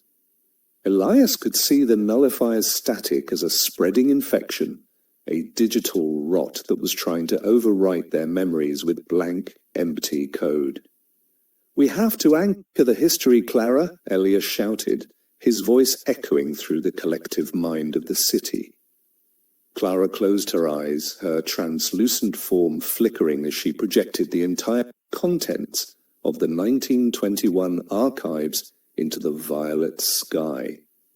Images of old Oakhaven, the fishing boats, the winter storms, the laughter in the taverns, began to manifest as glowing constellations, reinforcing the reality of the city against the encroaching void. The harvesters of silence hovered above the conflict, their starlight forms pulsing with a cold, analytical curiosity. They had never encountered a species that fought back against the archive. To them, the nullifier was a fascinating anomaly, a piece of the noise that refused to be filtered. One of the larger entities drifted closer to Silas, its presence causing the black static to ripple and hiss. It seemed to be observing the way Silas's basalt skin absorbed the machine's energy, converting the destructive force into a protective resonance. The harvesters were learning that the human experience wasn't just a collection of data points. It was a dynamic, resilient force that could reshape the very medium it was stored in. The great silence was being replaced by a great resonance, a symphony of human defiance that the cosmic archive hadn't been designed to contain. The nullifier, sensing its imminent collapse, initiated a final, desperate purge. It released a high-frequency burst of antimatter pulses that tore through the violet nebulae like black lightning. Silas was thrown back, his basalt chest cracked and leaking molten light. But as he fell, he grabbed a coil of grounded wire that had been caught in the transition, a relic of his old life. He lashed the wire around the nullifier's main antenna, acting as a lightning rod for the city's collective resonance. "Now, Thorne!" Silas roared, his voice a thunderclap that shook the stars. Elias didn't hesitate. He channeled the entire weight of Oakhaven's memories, the joy and the pain of 100 years, through the basalt veins and into the wire. The nullifier didn't explode, it imploded, its black steel folding into a tiny, lightless point before vanishing into the void with a final, pathetic whimper. The silence that followed was different. It was a silence of victory, a quietude that felt earned. The violet nebulae rushed back to fill the holes left by the static, and the sky over Oakhaven became a vibrant, swirling masterpiece of iridescent light. Silas lay on the glass pier, his basalt form slowly cooling, his eyes reflecting the new stars. Elias and Clara walked towards him, their forms stabilizing as the frequency of the city reached a new, permanent equilibrium. The harvesters of silence began to retreat, their starlight forms fading into the deeper reaches of the void. They had finished their harvest, but they were carrying away something they hadn't expected, the realization that Oakhaven wasn't just a record of the past, but a seed for a new kind of future. Elias looked up at the crown of static fire that had once been the Meridian missiles, now a beautiful, harmless aurora. The date was still October the 20th, 2022, but for the first time, the horizon felt truly infinite. Hashtag. Chapter 16, The Echo of the Archive. The stabilization of Oakhaven within the Violet Nebula brought a strange, crystalline peace to the streets. Elias Thorne walked through the town square, his boots making a soft, melodic chime against the vitrified cobblestones. The air was no longer just a gas. It was a medium of shared thought, where the memories of the city's past drifted like golden pollen. He could see the spectral outlines of the 1921 fishing fleet anchored in the harbour, their sails made of shimmering data. The transition had turned the city into a living museum, a place where time was a landscape rather than a sequence. Elias stopped by the old fountain, which was now flowing with a liquid light that hummed a lullaby. He felt a deep, resonant connection to every brick and every soul, a sense of guardianship that transcended his former life as an analyst. Inside the city hall, Clara Sterling was no longer using paper or screens. She stood in the center of the grand hall, her hands moving through the air as she manipulated glowing threads of information. She was weaving the city's history into a protective shroud, a barrier that would prevent any further incursions from the Meridian compass or the darker reaches of the void. "The archive is self-correcting, Elias," she said, her voice echoing with 1,000 whispers of the past. "Every time a citizen remembers something, the city grows stronger. We're not just surviving, we're evolving." She showed him a projection of the basalt veins, which were now pulsing with a steady, rhythmic violet light, acting as the city's new nervous system. The data was no longer being harvested, it was being lived. Silas Vane sat on the edge of the glass pier, his basalt skin now a deep, polished obsidian. He was staring out into the nebula, his eyes tracking the slow, majestic movement of the distant star clusters. He had become the city's sentinel, a physical anchor that grounded the floating island in the shifting tides of the liminal space. He didn't speak much, but his presence was a constant, reassuring hum that vibrated through the feet of everyone in Oakhaven. He was listening to the song of the universe, a complex symphony that he was only beginning to understand. Occasionally he would touch the glass floor, and a ripple of violet light would spread across the harbour, a silent signal that the perimeter was secure.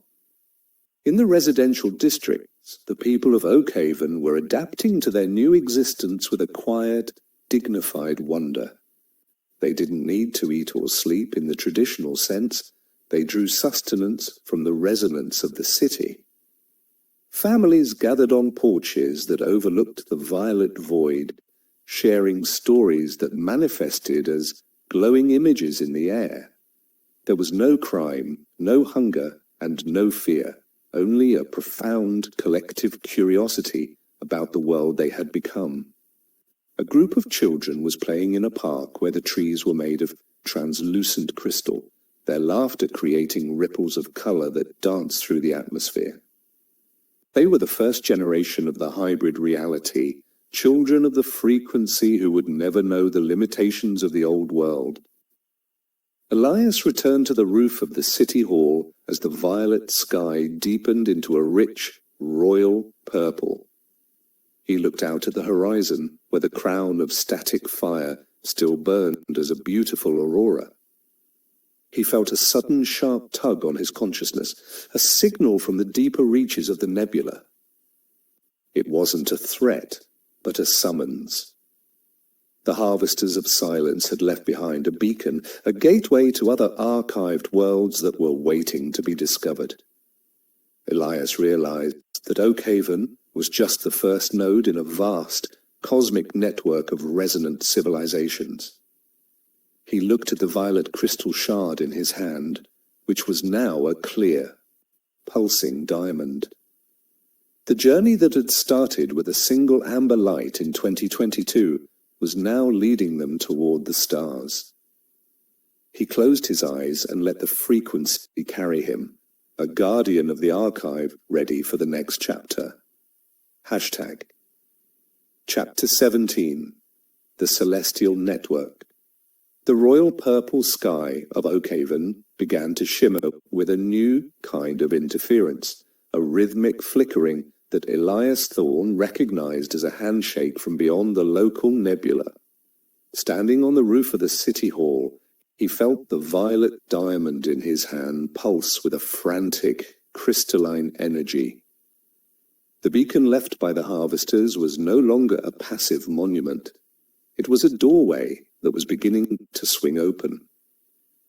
Elias could see the threads of the celestial network stretching out from the city's basal roots, reaching across the void toward distant glowing clusters that hummed with their own unique frequencies. Oakhaven was no longer a drifting island. It was becoming a bridge, a hub in a vast interstellar library of lived experiences. The air around him grew dense with the scent of alien oceans and suns that had never touched the Atlantic coast. Clara Sterling joined him on the roof, her form now almost entirely composed of shimmering data light. She didn't need to speak. Her thoughts flowed into Elias's mind like a warm current. The other nodes are responding, Elias. I can feel the archives of 1,000 worlds. They are ancient, complex, and they are welcoming us. She gestured toward the horizon, where the aurora of static fire was being reshaped into a series of glowing rings. These rings were gateways, each one tuned to a different sector of the cosmic archive. Clara was already beginning to categorize the incoming signals, her mind acting as a translator for the impossible languages of the stars. The history of Oakhaven was being enriched by the stories of civilizations that had transitioned long before humanity had even looked at the sky. Down at the harbor, Silas Vane felt the shift in the tides. The crystalline water began to swirl in complex geometric patterns, reflecting the opening of the celestial rings. Silas stood up, his obsidian skin reflecting the multicolored light of the distant nodes. He felt a deep, resonant pull from one of the rings, a frequency that tasted of iron and deep earth minerals. It was a world that mirrored his own nature, a place of stone and song. He touched the glass pier, and for the first time since the transition, he sent a signal back. It wasn't a warning, but a greeting. The vibration traveled through the basalt veins, through the violet nebula, and into the heart of the celestial network. Silas was no longer just a sentinel for Oakhaven. He was a diplomat for the terrestrial resonance. In the streets below, the citizens gathered to watch the sky. They weren't afraid of the new lights. They felt a sense of profound recognition. The stories being broadcast from the network were manifesting as vivid, immersive dreams that played out in the town square. People saw cities built of frozen light, forests that sang in the wind, and oceans that held the memories of entire species. The collective consciousness of Oakhaven was expanding, absorbing the wisdom of the stars while maintaining the unique noise of their own human history. A sense of cosmic citizenship was taking root, a realization that they were part of a grand, eternal symphony. The limitations of their old lives in 2022 felt like a distant, fading shadow compared to the brilliance of the network. Elias stepped toward the edge of the roof, the violet diamond glowing with a light that matched the rings in the sky. He felt the summons from the harvesters growing stronger, a clear path forming through the nebula. He knew that his role as the dissonant variable was evolving.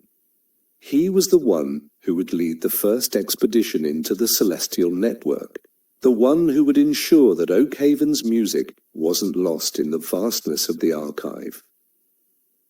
He looked back at Clara and Silas, the three of them forming a perfect triad of mind, heart, and stone. "The horizon isn't just infinite," Elias whispered, his voice carrying through the network. "It's crowded." He stepped off the roof, not falling, but gliding toward the first glowing ring, a guardian of the archive stepping into the light of 1,000 worlds. Chapter 18. The Harmonic Threshold. The transition through the first celestial ring felt like being dismantled and reassembled by a symphony of pure light. Elias Thorne emerged on the other side, not in a physical place, but in a realm of pure resonance that the archive called the Harmonic Threshold. Here the violet nebulae of Oakhaven were replaced by a kaleidoscope of shifting colors, each representing a different civilization's collective memory. Elias stood on a platform of translucent sound, his body vibrating in sympathy with the surrounding frequencies. He could feel the presence of the harvesters, but they were no longer looming shadows. They were radiant architects moving through the light with a grace that defied description.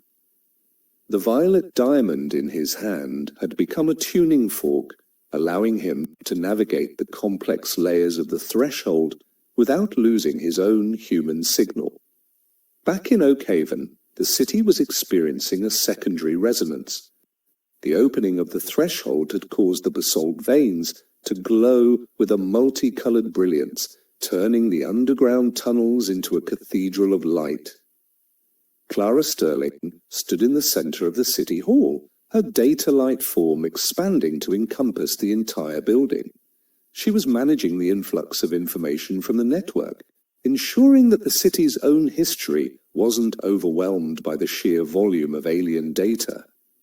She felt the thoughts of 1,000 worlds pressing against her mind, histories of peace, wars that lasted for eons, and the quiet moments of species that had long since vanished. She was the filter, the one who ensured that Oakhaven remained a unique voice in the cosmic choir. Silas Vane, still at the harbour, watched as the crystalline water began to form pillars of light that reached toward the sky. These pillars were conduits carrying the physical essence of the celestial network into the city. Silas touched one of the pillars, and for a moment his obsidian skin turned into a shimmering liquid. He saw a world of floating mountains and rivers of liquid silver, a place where the very air was a song. He realized that the network wasn't just about data. It was about the physical exchange of reality. Oakhaven was being physically reshaped by the connection, its brick and stone being infused with the materials of a dozen different worlds. The city was becoming a mosaic of the universe, a living testament to the power of the resonance. In the residential districts, the dreams of the citizens were becoming more vivid and tangible. People were waking up to find their homes decorated with alien flora that grew from the violet frost. The air was filled with the scent of spices from worlds that had never known a sun. The collective consciousness of the city was no longer just human. It was becoming a hybrid of 1,000 different perspectives. Yet the core of Oakhaven remained, the shared memories of the 2022 transition, the defiance against the Meridian Compass, and the bond between the survivors. They were the pioneers of a new kind of existence, a species that had found its place in the stars without losing its soul. Elias, at the heart of the harmonic threshold, reached out to the nearest cluster of light. It was a world called Ethelgard, a civilization that had transitioned during their own great silence 10,000 years ago. As he touched the frequency, he felt a surge of ancient wisdom and a profound sense of loneliness. Ethelgard had been waiting for a new voice to join the network, a voice that carried the noise of a young, vibrant species. Elias realized that Oakhaven wasn't just a student of the archive, it was a teacher. The human experience, with all its chaos and emotion, was a vital new element in the celestial symphony. He raised the violet diamond, sending a pulse of Oakhaven's unique resonance back through the ring. The threshold flared with a brilliant welcoming light, and the conversation between the stars truly began. Chapter 19. The Ethelgard Resonance. The connection with Ethelgard was not a mere exchange of data. It was a tidal wave of sensory history that threatened to drown Elias Thorne's individual consciousness. Standing at the harmonic threshold, he felt the weight of 10,000 years of Ethelgardian peace, stillness so profound it felt like a physical pressure. The violet diamond in his hand flared with a protective light, acting as a buffer between his human mind and the vast, ancient intellect of the other world. He saw Ethelgard as it was, a planet of crystalline spires and singing oceans, where the very concept of conflict had been forgotten eons ago. But beneath the beauty, there was a stagnation, a lack of the friction that Elias had described to the harvesters. Ethelgard was a perfect archive, but it had stopped growing. It was a song on a loop, waiting for a new note to break the cycle. In Oakhaven, the arrival of the Ethelgardian frequency manifested as a sudden, breathtaking transformation of the city's architecture. The old city hall's brickwork began to shimmer, the mortar replaced by a translucent, singing crystal that pulsed with a soft, golden light. Clara Sterling, her data form now a towering pillar of violet and gold, worked to harmonize this new material with the city's basalt foundation. She felt the Ethelgardian influence trying to smooth out the jagged edges of Oakhaven's history, to erase the memories of the Meridian siege and the fear of the transition. "No," Clara whispered, her voice a command that vibrated through the network. "The scars are part of the song." She anchored the golden light to the basalt veins, forcing the ancient frequency to accept the human noise. The result was a new kind of beauty, a city of crystal and stone that held the wisdom of the stars and the grit of the earth. Silas Vane, at the harbour, found himself surrounded by Ethelgardian sentinels, hovering spheres of liquid silver that had emerged from the light pillars. They moved with a clinical precision, attempting to repair the cracks in Silas's obsidian skin. Silas growled, a sound that resonated through the glass pier. He didn't want to be repaired. His cracks were the record of his defiance, the marks of the lightning he had channeled to save the city. He struck the pier with his fist, sending a wave of raw terrestrial energy that forced the silver spheres to retreat. The sentinels paused, their surfaces rippling as they processed this new information. They had never encountered a being that valued its damage. Silas stood his ground, a monument of broken stone in a world of perfect crystal, teaching the ancient machines the value of a wound. The citizens of Oakhaven were now experiencing the merging. Their homes were no longer just houses, they were living interfaces with the Ethelgardian archive. The kitchen table might suddenly display the star charts of a distant galaxy, or a bedroom window might reveal the singing oceans of the other world. The people were becoming multidimensional, their daily lives a blend of the mundane and the cosmic, They learned to cook with Ethelgardian light spices and to garden with seeds that grew into musical flowers.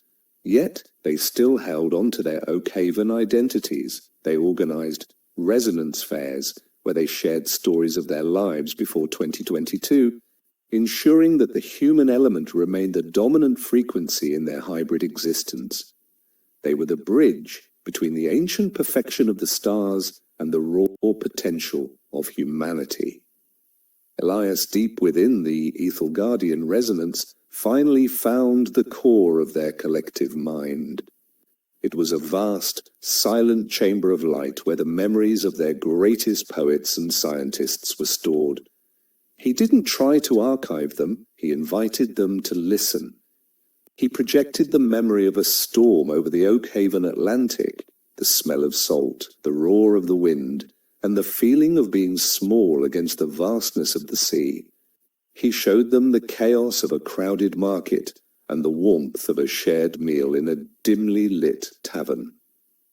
The Ethelgardian mind shivered, the golden light of the chamber turning a deep, vibrant violet.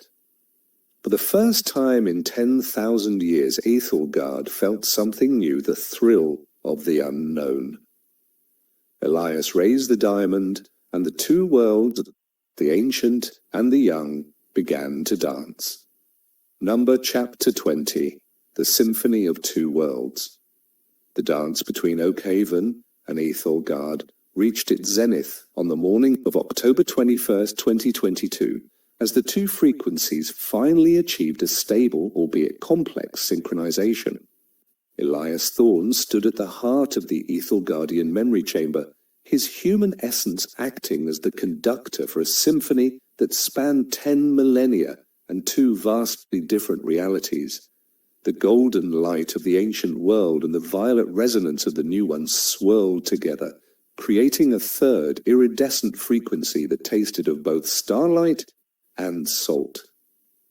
Elias felt the stagnation of Ethelgard begin to break, the ancient archive finally finding a new direction to grow.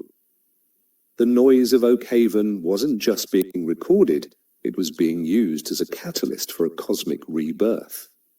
In the streets of Oakhaven, the transformation was complete. The city was now a breathtaking fusion of basalt, brick, and Ethelgardian singing crystal. The old city hall had become a spire of light that reached into the violet nebulae, its peak serving as the primary antenna for the celestial network. Clara Sterling, her form now a radiant tapestry of gold and violet threads, stood at the apex of the spire. She was no longer just a curator. She was the architect of a new reality. She watched as the first Ethelgardian visitors, beings of pure light and geometry, drifted through the town's square, interacting with the citizens. The exchange was profound. The humans taught the visitors about the beauty of the temporary, while the visitors shared the secrets of the eternal. Silas Vane remained at the harbour, but he was no longer alone. A group of Ethelgardian stone singers had joined him, their liquid silver forms merging with the glass pier to create a living, resonant barrier. They didn't try to repair Silas anymore. They honoured his cracks, weaving threads of golden light through the fissures in his obsidian skin. Silas felt a new kind of strength, a power that combined the raw endurance of the earth with the refined energy of the stars. He looked out at the horizon, where the aurora of static fire had been replaced by a permanent gateway to the harmonic threshold. He was the guardian of the gate, the one who ensured that the flow of energy between the worlds remained balanced and pure. The resonance fairs in the residential districts had become a permanent fixture of Oakhaven life. The citizens had created a new culture, one that celebrated their hybrid nature. They wore clothes woven from light fibers and spoke a language that was a blend of English and harmonic tones. Yet they still gathered in the evenings to watch the Atlantic, which was now a sea of liquid memory, and to tell stories of the world they had left behind in 2022. They were the first true citizens of the galaxy, a species that had successfully integrated into the cosmic archive without losing the friction that made them human. The fear of the meridian compass and the uncertainty of the transition had been replaced by a sense of infinite possibility. Elias, his work in the Ethel Guardian Core finished, prepared to return to Oakhaven. He looked at the violet diamond in his hand, which was now a brilliant, multifaceted jewel that held the combined history of both worlds. He felt a sense of profound accomplishment, but also a lingering awareness of the dark shapes in the void. The harvesters were still there, watching from the shadows of the network, their intentions still largely unknown. He knew that Ethelgard was just the first of many worlds they would encounter, and that each one would bring its own challenges and rewards. He stepped through the gateway, the iridescent light of the symphony carrying him back to the city he had saved. As he landed on the roof of the city hall, he looked up at the infinite horizon and smiled. The conversation was no longer a whisper, it was a roar. Hashtag Chapter 21, The Obsidian Pulse. The return of Elias Thorne to the roof of the city hall was marked by a sudden, rhythmic thrumming that vibrated through the very foundations of the new Oakhaven. The date was October the 22nd, 2022, and the air was thick with the scent of ozone and ancient stone. As Elias stepped onto the crystalline surface of the roof, he felt the violet diamond in his hand pulse in sync with the basalt veins below. The Ethel Guardian visitors in the square paused, their geometric forms flickering as they sensed a new, denser frequency rising from the earth. It wasn't the golden light of the stars, nor the violet resonance of the transition. It was something older, a primal heartbeat that had been buried beneath the city since long before the 1921 event. Elias realized that the synchronization with Ethelgard had awakened a deeper layer of Oakhaven's geology, a layer that didn't want to be archived. Inside the spire of light, Clara Sterling felt the shift as a jagged line of static cutting through her tapestry of data. The golden threads of Ethelgardian wisdom were being pushed aside by a surge of raw, obsidian energy that flowed upward from the basalt roots. She tried to harmonize the new signal, but it was too dense, too resistant to the fluid logic of the celestial network. Elias, the grounding is changing, she projected, her voice echoing with a metallic edge. The basalt isn't just an antenna anymore, it's becoming a battery. It's storing the resonance instead of broadcasting it. She watched as the walls of the city hall began to darken, the singing crystal being overwritten by a layer of cold, lightless obsidian that seemed to drink the surrounding luminescence. At the harbour, Silas Vane felt the obsidian pulse as a surge of heat in his own skin. The golden threads that the Ethelgardian stone singers had woven into his cracks began to glow with a violent intensity before snapping. Silas roared, his voice shaking the glass pier as his body began to expand, his obsidian skin thickening and hardening. The liquid silver sentinels recoiled, their surfaces rippling with alarm. Silas wasn't losing control. He was becoming the physical manifestation of the Earth's resistance. He plunged his fists into the crystalline water, and instead of ripples of light, he sent out waves of solid shadow that froze the Ethelgardian pillars in place. The harbour was no longer a bridge. It was becoming a fortress of stone. The citizens in the residential districts felt the change as a sudden weight in their chests.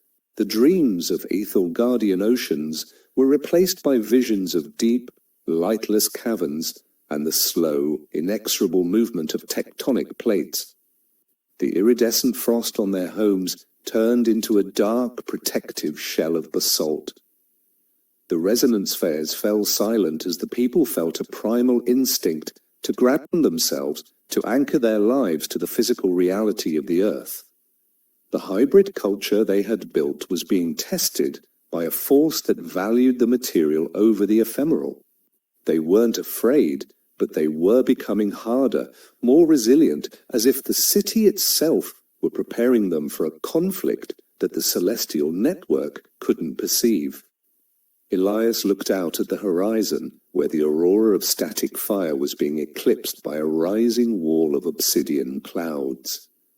The glitch in his mind returned, but this time it wasn't a vision of the void, it was a vision of the Earth's core. He saw the basalt veins not as roots, but as a cage, and the entities within it, the keepers of the core, were finally waking up. They were the counterpart to the harvesters of silence, the ones who guarded the physical weight of the world against the transition into pure data. Elias realized that the war for Oakhaven was no longer between humanity and the meridian compass, or even between the city and the void. It was a struggle between the light of the stars and the weight of the stone. He raised the violet diamond, but its light was dim against the rising darkness of the obsidian pulse. Number 22, the core's reclamation.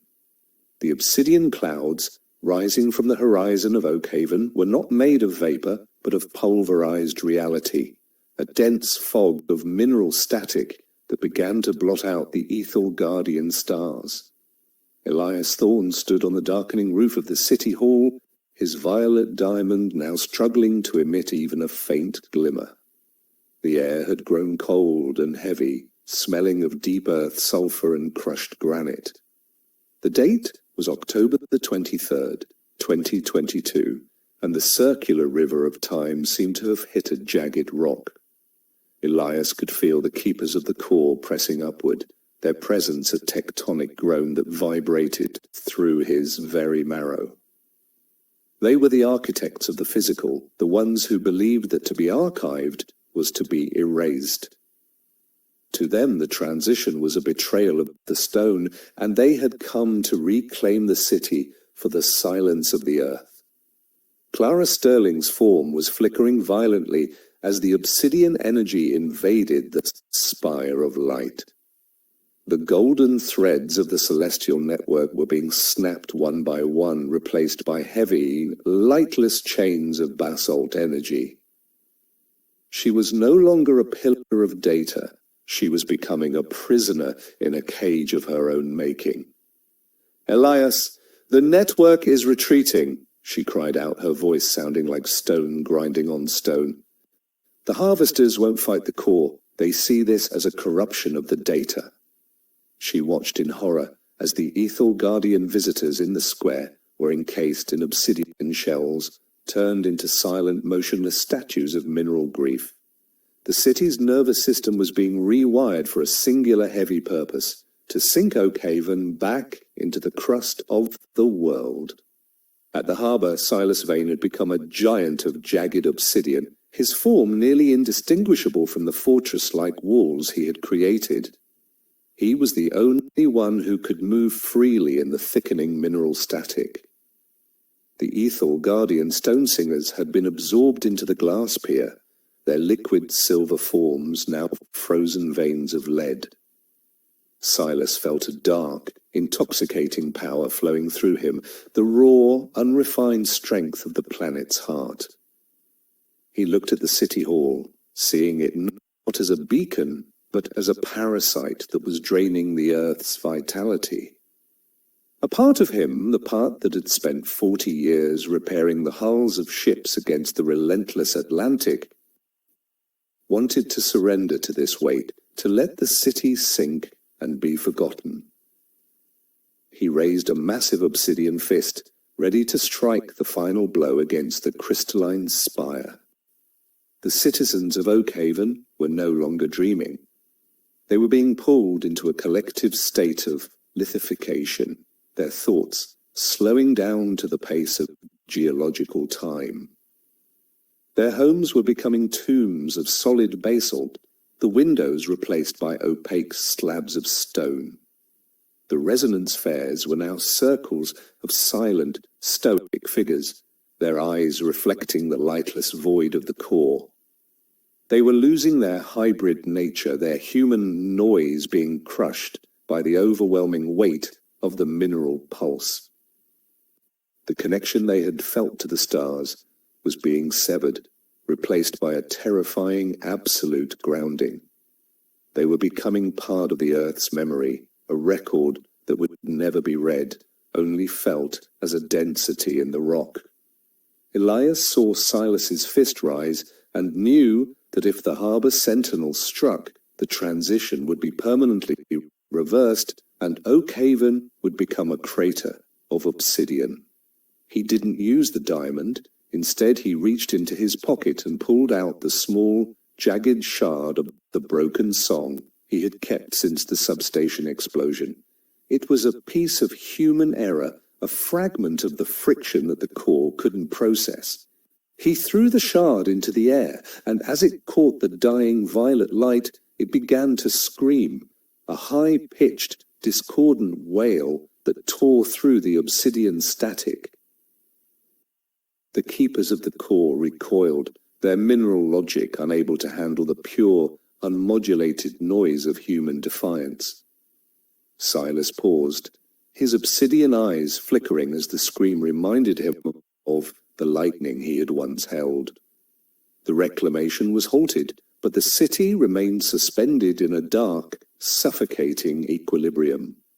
Number 23, the discordant anchor. The scream of the jagged shard echoed through the obsidian fog of Oak Haven, a piercing reminder of the world's inherent imperfection. Elias Thorne stood at the center of the roof, his body a bridge between the fading violet light and the rising mineral dark. The date was October the 24th, 2022, and the atmosphere had become so dense that every breath felt like inhaling liquid stone. The keepers of the core were no longer just a tectonic groan, they were manifesting as massive, faceless monoliths that rose from the cobblestones of the town square. They circled the city hall, their surfaces absorbing the discordant wail of the shard, trying to crush the sound with their sheer mass. Elias realized that the shard wasn't just a weapon, it was an anchor of human reality, a piece of the noise that prevented the city from being fully absorbed by either the stars or the earth. Clara Sterling, trapped within the darkening spire, found a new rhythm in the shard's scream. She stopped trying to weave the golden threads of Ethelgard, and instead began to manipulate the jagged violet sparks of the discord. She realized that the lithification of the citizens could be halted if she could infuse their basal shells with this human static. She projected the sound into the city's nervous system, turning the heavy basalt veins into vibrating strings. The citizens didn't wake up, but their stone forms began to hum, a low-frequency vibration that prevented the obsidian from solidifying. They were no longer statues, they were resonators, holding the line against the core's absolute grounding. Clara's form stabilized, her data light now a flickering electric violet that danced like lightning against the obsidian walls. At the harbor, Silas Vane felt the scream of the shard as a sharp pain in his obsidian chest. The dark, intoxicating power of the core was being disrupted by the memory of his own humanity, the smell of grease, the sting of salt on a cut, the weight of a heavy wrench. He looked at his massive, jagged fist and slowly lowered it. The Ethel Guardian stone singers, still frozen in the leaden veins of the pier, began to vibrate in sympathy with the shard. Silas realized that he didn't have to choose between the weight and the light. He could be the vessel for both. He plunged his hands into the leaden veins, not to strike, but to stir. He began to knead the frozen silver and the heavy obsidian together, creating a new alloyed material that was both strong and fluid. The harbour was no longer a fortress, it was becoming a forge. The obsidian monoliths in the square began to crack, their perfect mineral surfaces unable to withstand the persistent, discordant frequency of the shard. From the cracks, a thick, iridescent liquid began to seep, the same substance Elias had seen in the cavern, but now tempered by the human static. This liquid didn't flow upward, it pooled around the feet of the monoliths, creating a mirror-like surface that reflected the fractured sky.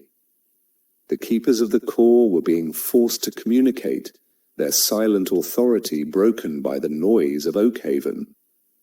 Elias could feel their confusion, a slow, geological bewilderment that a species so small could produce a sound so disruptive. He realized that the core wasn't evil, it was just lonely, a part of the world that had been excluded from the celestial conversation for too long. Elias walked to the edge of the roof and looked down at the iridescent pools. He saw his own reflection, but it was overlaid with the images of 1,000 other Eliases from 1,000 other timelines. He understood then that the dissonant variable wasn't just him, it was the capacity for change, for error, and for growth. He reached out to the monoliths, not with the diamond, but with his bare, violet-veined hand. We are the bridge, he projected into the obsidian dark. We are the stone that sings and the light that feels. The monoliths paused, their tectonic groaning shifting into a low, resonant hum that matched the vibration of the citizens. The suffocating equilibrium began to soften, the obsidian fog thinning to reveal a sky that was neither violet nor black, but a deep, bruised indigo, the color of a world that had survived its own reclamation. Chapter 24, The Indigo Equilibrium. The indigo sky of October the 25th, 2022, hung over Oakhaven like a heavy, velvet curtain, neither fully day nor entirely night. Elias Thorne stood on the roof of the city hall, his hand still extended toward the obsidian monoliths that now stood as silent, watchful sentinels in the square below. The air had reached a state of perfect crystalline stillness, where the scent of ancient minerals blended with the sweet ozone of the celestial network. The violet diamond and the discordant shard had merged in his mind, creating a new sense of balance. He could feel the keepers of the core and the harvesters of silence observing each other through the medium of the city, a tense but stable truce mediated by the human frequency. Oakhaven was no longer a victim of these forces, it was the anchor that held them in place. Inside the spire, Clara Sterling was no longer a prisoner. She had become the weaver of the indigo light, her form a fluid blend of golden ethel guardian threads and jagged violet sparks. She was mapping the new reality, a hybrid geography where the basalt veins and the data streams were indistinguishable. The obsidian walls of the city hall had softened, turning into a translucent, dark glass that allowed the indigo light to permeate every floor. The resonance is self-correcting, Elias, she projected, her voice a harmonious blend of 1,000 whispers and a single clear tone. The core has accepted the broadcast and the stars have accepted the weight. We are no longer just an archive. We are a living bridge. She watched as the first indigo citizens, people whose forms were a mix of flesh, light, and stone, began to move through the halls with a quiet, purposeful grace. At the harbour, Silas Vane stood amidst the alloyed ruins of the pier. The leaden veins and the obsidian shells had fully merged into a new material he called star iron, a substance that was as heavy as the earth but as resonant as a tuning fork. Silas himself had stabilized into a towering figure of polished iridescent metal, his eyes glowing with a steady indigo light. He was no longer just a sentinel, he was the master of the forge. He watched as the liquid silver sentinels and the obsidian monoliths began to work together, repairing the harbor with the new star iron. They were building something that wasn't just a pier, but a massive, resonant dock for the celestial network, a place where the physical and the ephemeral could meet without conflict. The citizens of Oakhaven were waking up from their lithification, but they were not the same people who had fallen asleep. Their memories of the old world in 2022 were now integrated with the vast ancient histories of the core and the stars.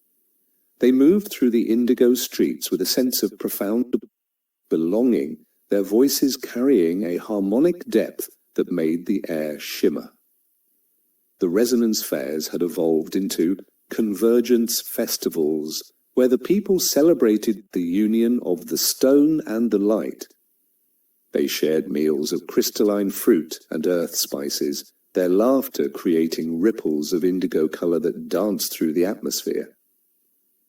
They were the first generation of a new species, one that understood that the noise of their humanity was the very thing that made the universe whole. Elias looked out at the horizon, where the aurora of static fire had finally faded, replaced by a steady, indigo glow that marked the boundary of the Oakhaven sector. He felt a sudden, deep vibration from the earth, a final, welcoming pulse from the keepers of the core. They were retreating back into the depths, leaving the city as their representative on the surface. At the same time, a soft melodic chime echoed from the sky, a greeting from the harvesters who were expanding the celestial network to include the new indigo frequency. Elias realized that his role as the dissonant variable was complete. He was no longer the one who had to break the machine. He was the one who had helped it find its soul. He sat down on the edge of the roof, the violet diamond now a steady indigo heart in his hand, and watched as the first true dawn of the new world began to break. Hashtag Chapter 25, The Eternal Harmony, Final Chapter. The morning of October the 26th, 2022, arrived not as a date on a calendar, but as a permanent state of being. Elias Thorne stood at the highest point of the indigo spire, his physical form now a translucent vessel for the combined frequencies of the stars and the earth. The indigo sky was no longer a veil, it was a window, showing the countless nodes of the celestial network pulsing in a grand, cosmic rhythm. Oakhaven had successfully transitioned from a target of the meridian compass to a sovereign beacon of the universal archive. Elias looked down at the city, seeing it not as a collection of buildings, but as a living, breathing symphony. The struggle between the weight of the stone and the light of the stars had ended in a perfect, resonant marriage. He felt a profound sense of completion, the dissonant variable having finally found its place in the ultimate equation. In the heart of the spire, Clara Sterling completed her final task. She had woven the universal map, a multi-dimensional tapestry that anchored Oakhaven's unique human history into the eternal records of the harvesters and the keepers. Every laugh, every tear, and every act of defiance from the citizens was now a permanent thread in the cosmic fabric. She looked at her hands, which were now made of pure, singing light, and felt a deep peace. The archives were no longer a burden of the past, they were the foundation for an infinite future. She sent one final pulse through the basalt veins, a message of gratitude to the ancestors of 1921 whose silence had paved the way for this awakening, The city responded with a low, melodic hum that vibrated through the very soul of the world. At the Star Iron Harbour, Silas Vane watched as the first vessels of the Celestial Network began to dock. They were ships made of thought and mineral, arriving from worlds that Elias had only glimpsed in his visions. Silas stood as the master of the forge, his iridescent metal body reflecting the multicolored glow of the incoming travelers. He greeted them not with words, but with the steady, grounding pulse of the earth. The harbour was now the busiest crossroads in the galaxy, a place where the physical and the ephemeral traded stories and essences. Silas looked at the old lighthouse on Blackwood Point, which was now a monument of solid violet crystal, and smiled. He had spent his life repairing ships to keep them from sinking. Now he was helping a whole world learn how to fly. The citizens of Oakhaven gathered in the town square for the festival of the final note. They were no longer just humans. They were the resonant kind, a species that lived in the intersection of all realities. They shared memories of the old 2022, the coffee, the rain, the fear of the unknown, and laughed at how small the world had once seemed. They understood that their noise was the most precious gift they had brought to the stars. Children played with spheres of liquid light, their laughter creating new constellations in the indigo air. There was no more need for a meridian compass to guide them, for they had become their own North Star. The city was a masterpiece of harmony, a place where every individual voice contributed to the beauty of the whole. Elias Thorne felt the final summons from the heart of the universe. It wasn't a command, but an invitation to become the frequency itself. He looked back at Clara and Silas, seeing them as the pillars of the new world, and then he looked out at the infinite horizon. He raised the indigo jewel in his hand, and as it merged with his chest, he dissolved into a wave of pure, radiant energy. He was no longer Elias the analyst. He was the resonance, the bridge, the eternal song of Oakhaven. His essence flowed through the basalt veins, through the star iron pier, and out into the celestial network, carrying the story of a small coastal city to the furthest reaches of existence. The great silence was over, and in its place, the great harmony began, a music that would never end as long as there was a heart to feel it and a stone to remember.